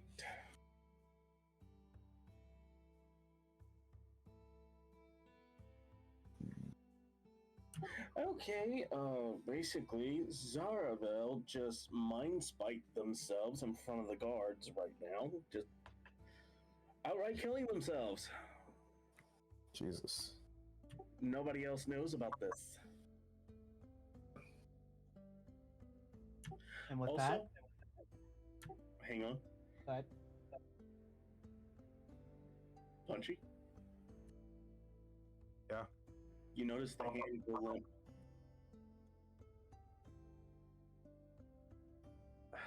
Alton immediately was about to rush, but then notices a Hondo. And the Hondo flops to the ground, not moving. Damn. Halfdan takes notice of this and then looks in the direction of the smoke. Without a second thought, he darts towards the location. Sprinting through crowds, bumping through people, not even excusing himself.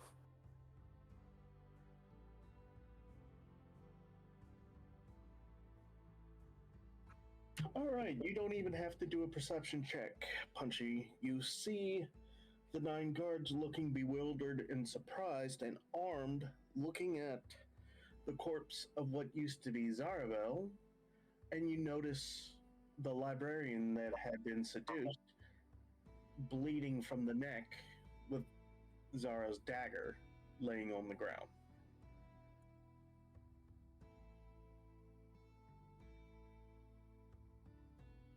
What the fuck?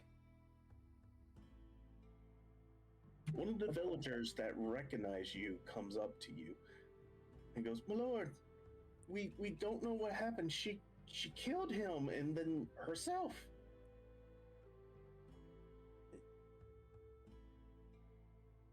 Halfdan looked at the villager briefly before looking back at the corpse of what was once his friend.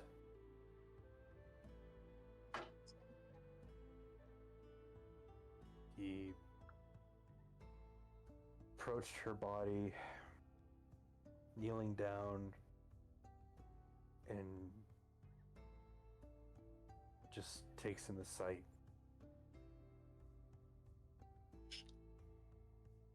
That feeling of inner peace that he thought that he had suddenly gained from the monastery felt shattered within a moment.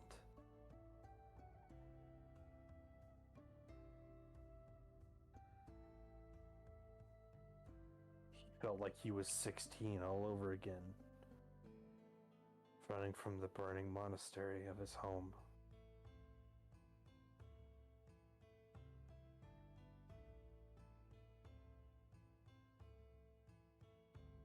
God damn it, Zara.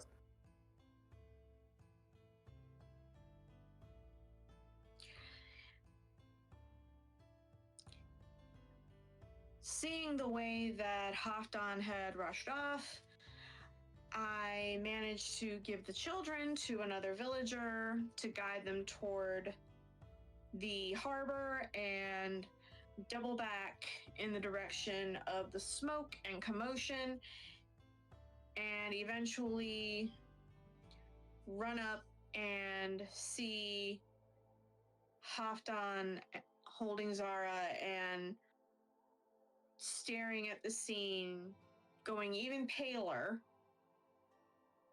before slowly walking up and kneeling next to Halfdan, also in utter and complete shock.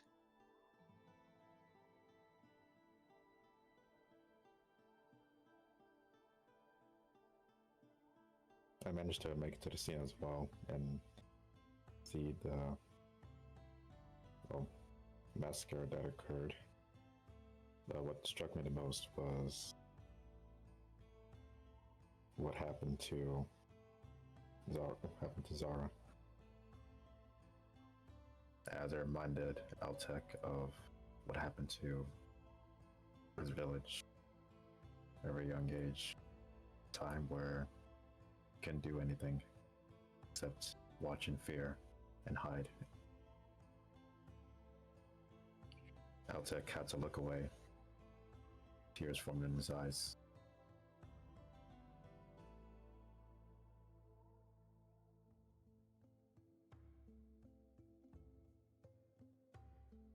A note.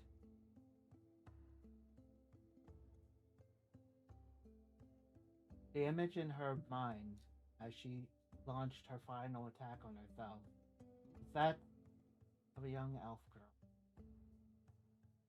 Away on another continent. That elf girl wakes up, looks to the ceiling, and whispers, Zara.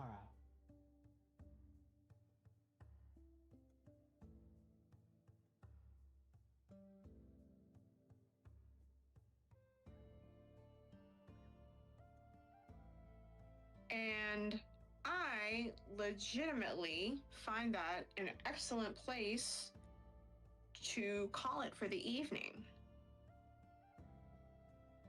If you're wondering, Bitch. what was going through her head, she was always, and I do mean always, really upset with herself at unleashing the dragon. In one of her conversations with her father, he did tell her that she would be the reason this world will fall to ruin. She debated that. She told him he was a liar and vowed to conquer him whenever she saw him. The longer she was on this voyage, the more she started to feel her drow side inking in more. She became jealous of Halfdan for finding peace when she could not. She became irritated at how humans discriminate against others based on class. And when she was struck by the guard, something inside of her snapped. She no longer cared. Just damn. She knew that what she was going to do next, she had to do alone. She knew that everyone would find out. She knew that she was in public. The only thing that I did not plan for was the creation of the librarian that kept following me. Originally, the librarian is kind of crazy. well, we never gave him a name. I know. Originally, the idea was to randomly charm a random guy to give her some sense of peace in her mind before she did what she did. Then throw everything away. The other girl that she had a sense of when she died, and the other girl who whispered Zara's name on another continent, which is probably the continent that you're going to, is not a fighter, and is obviously the next character that I'm going to become. However, I know that that will take a little bit. But this character was instrumental to introduce that character. R.I.P. Zarabelle. Rest in peace, Zara. Indeed. One day we'll fight elf racism and win. Yes. Or drow racism, give or take. But anyways. Well, the next character I'm going to play is still an elf, but full elf. And you will know the connection whenever that character is introduced.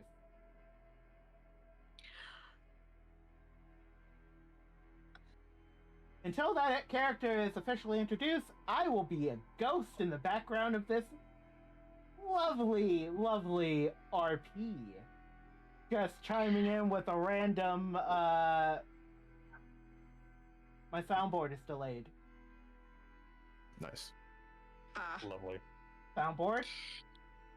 Play the Go sound. ahead and kiss me on my hot mouth. There you go. Oh, for God's sake. Dicks out for Zara. Well. Please no. Please no. How weird that sounds. No. Dicks out for Zara. I don't have the proper. I don't have. That's the right word. That's the right sound. I'm an elf, so it's allowed. No, that is not consent.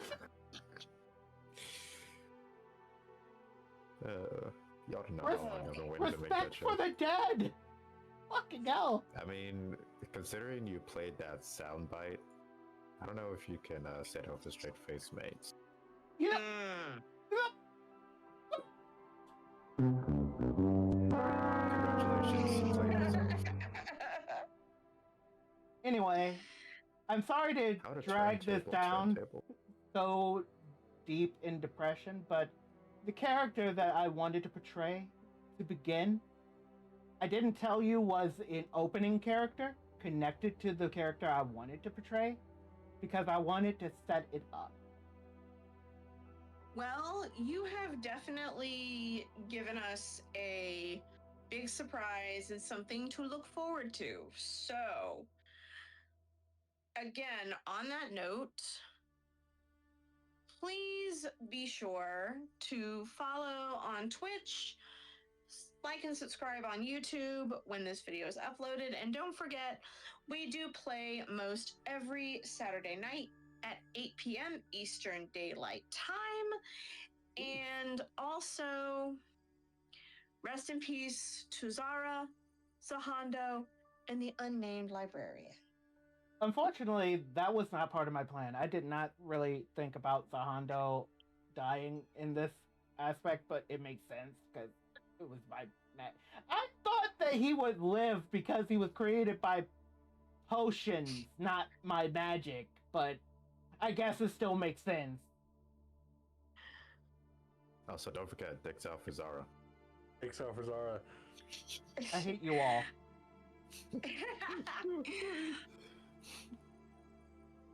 Bye bye, everyone. I'm not gonna lie, I'm actually gonna miss Zahan. I'm gonna miss his goofy ass. Have a He was good a real night, man. everyone. Thank you for joining us on this stream this evening. All right. Like, one Thank point in you. time, I was thinking, hey, if I ever get married, Zahando's gonna be best man. Yeah. You all was against Sahando. What the? Pour one out for Warmed up to Zahan. him. It's like Ethan from Infinite Warfare. Oh my Yes. god. It feels like y'all are more upset about Sahando dying than Zara Bell. I am. Maybe. me personally. In stream, fuck this. Fuck it.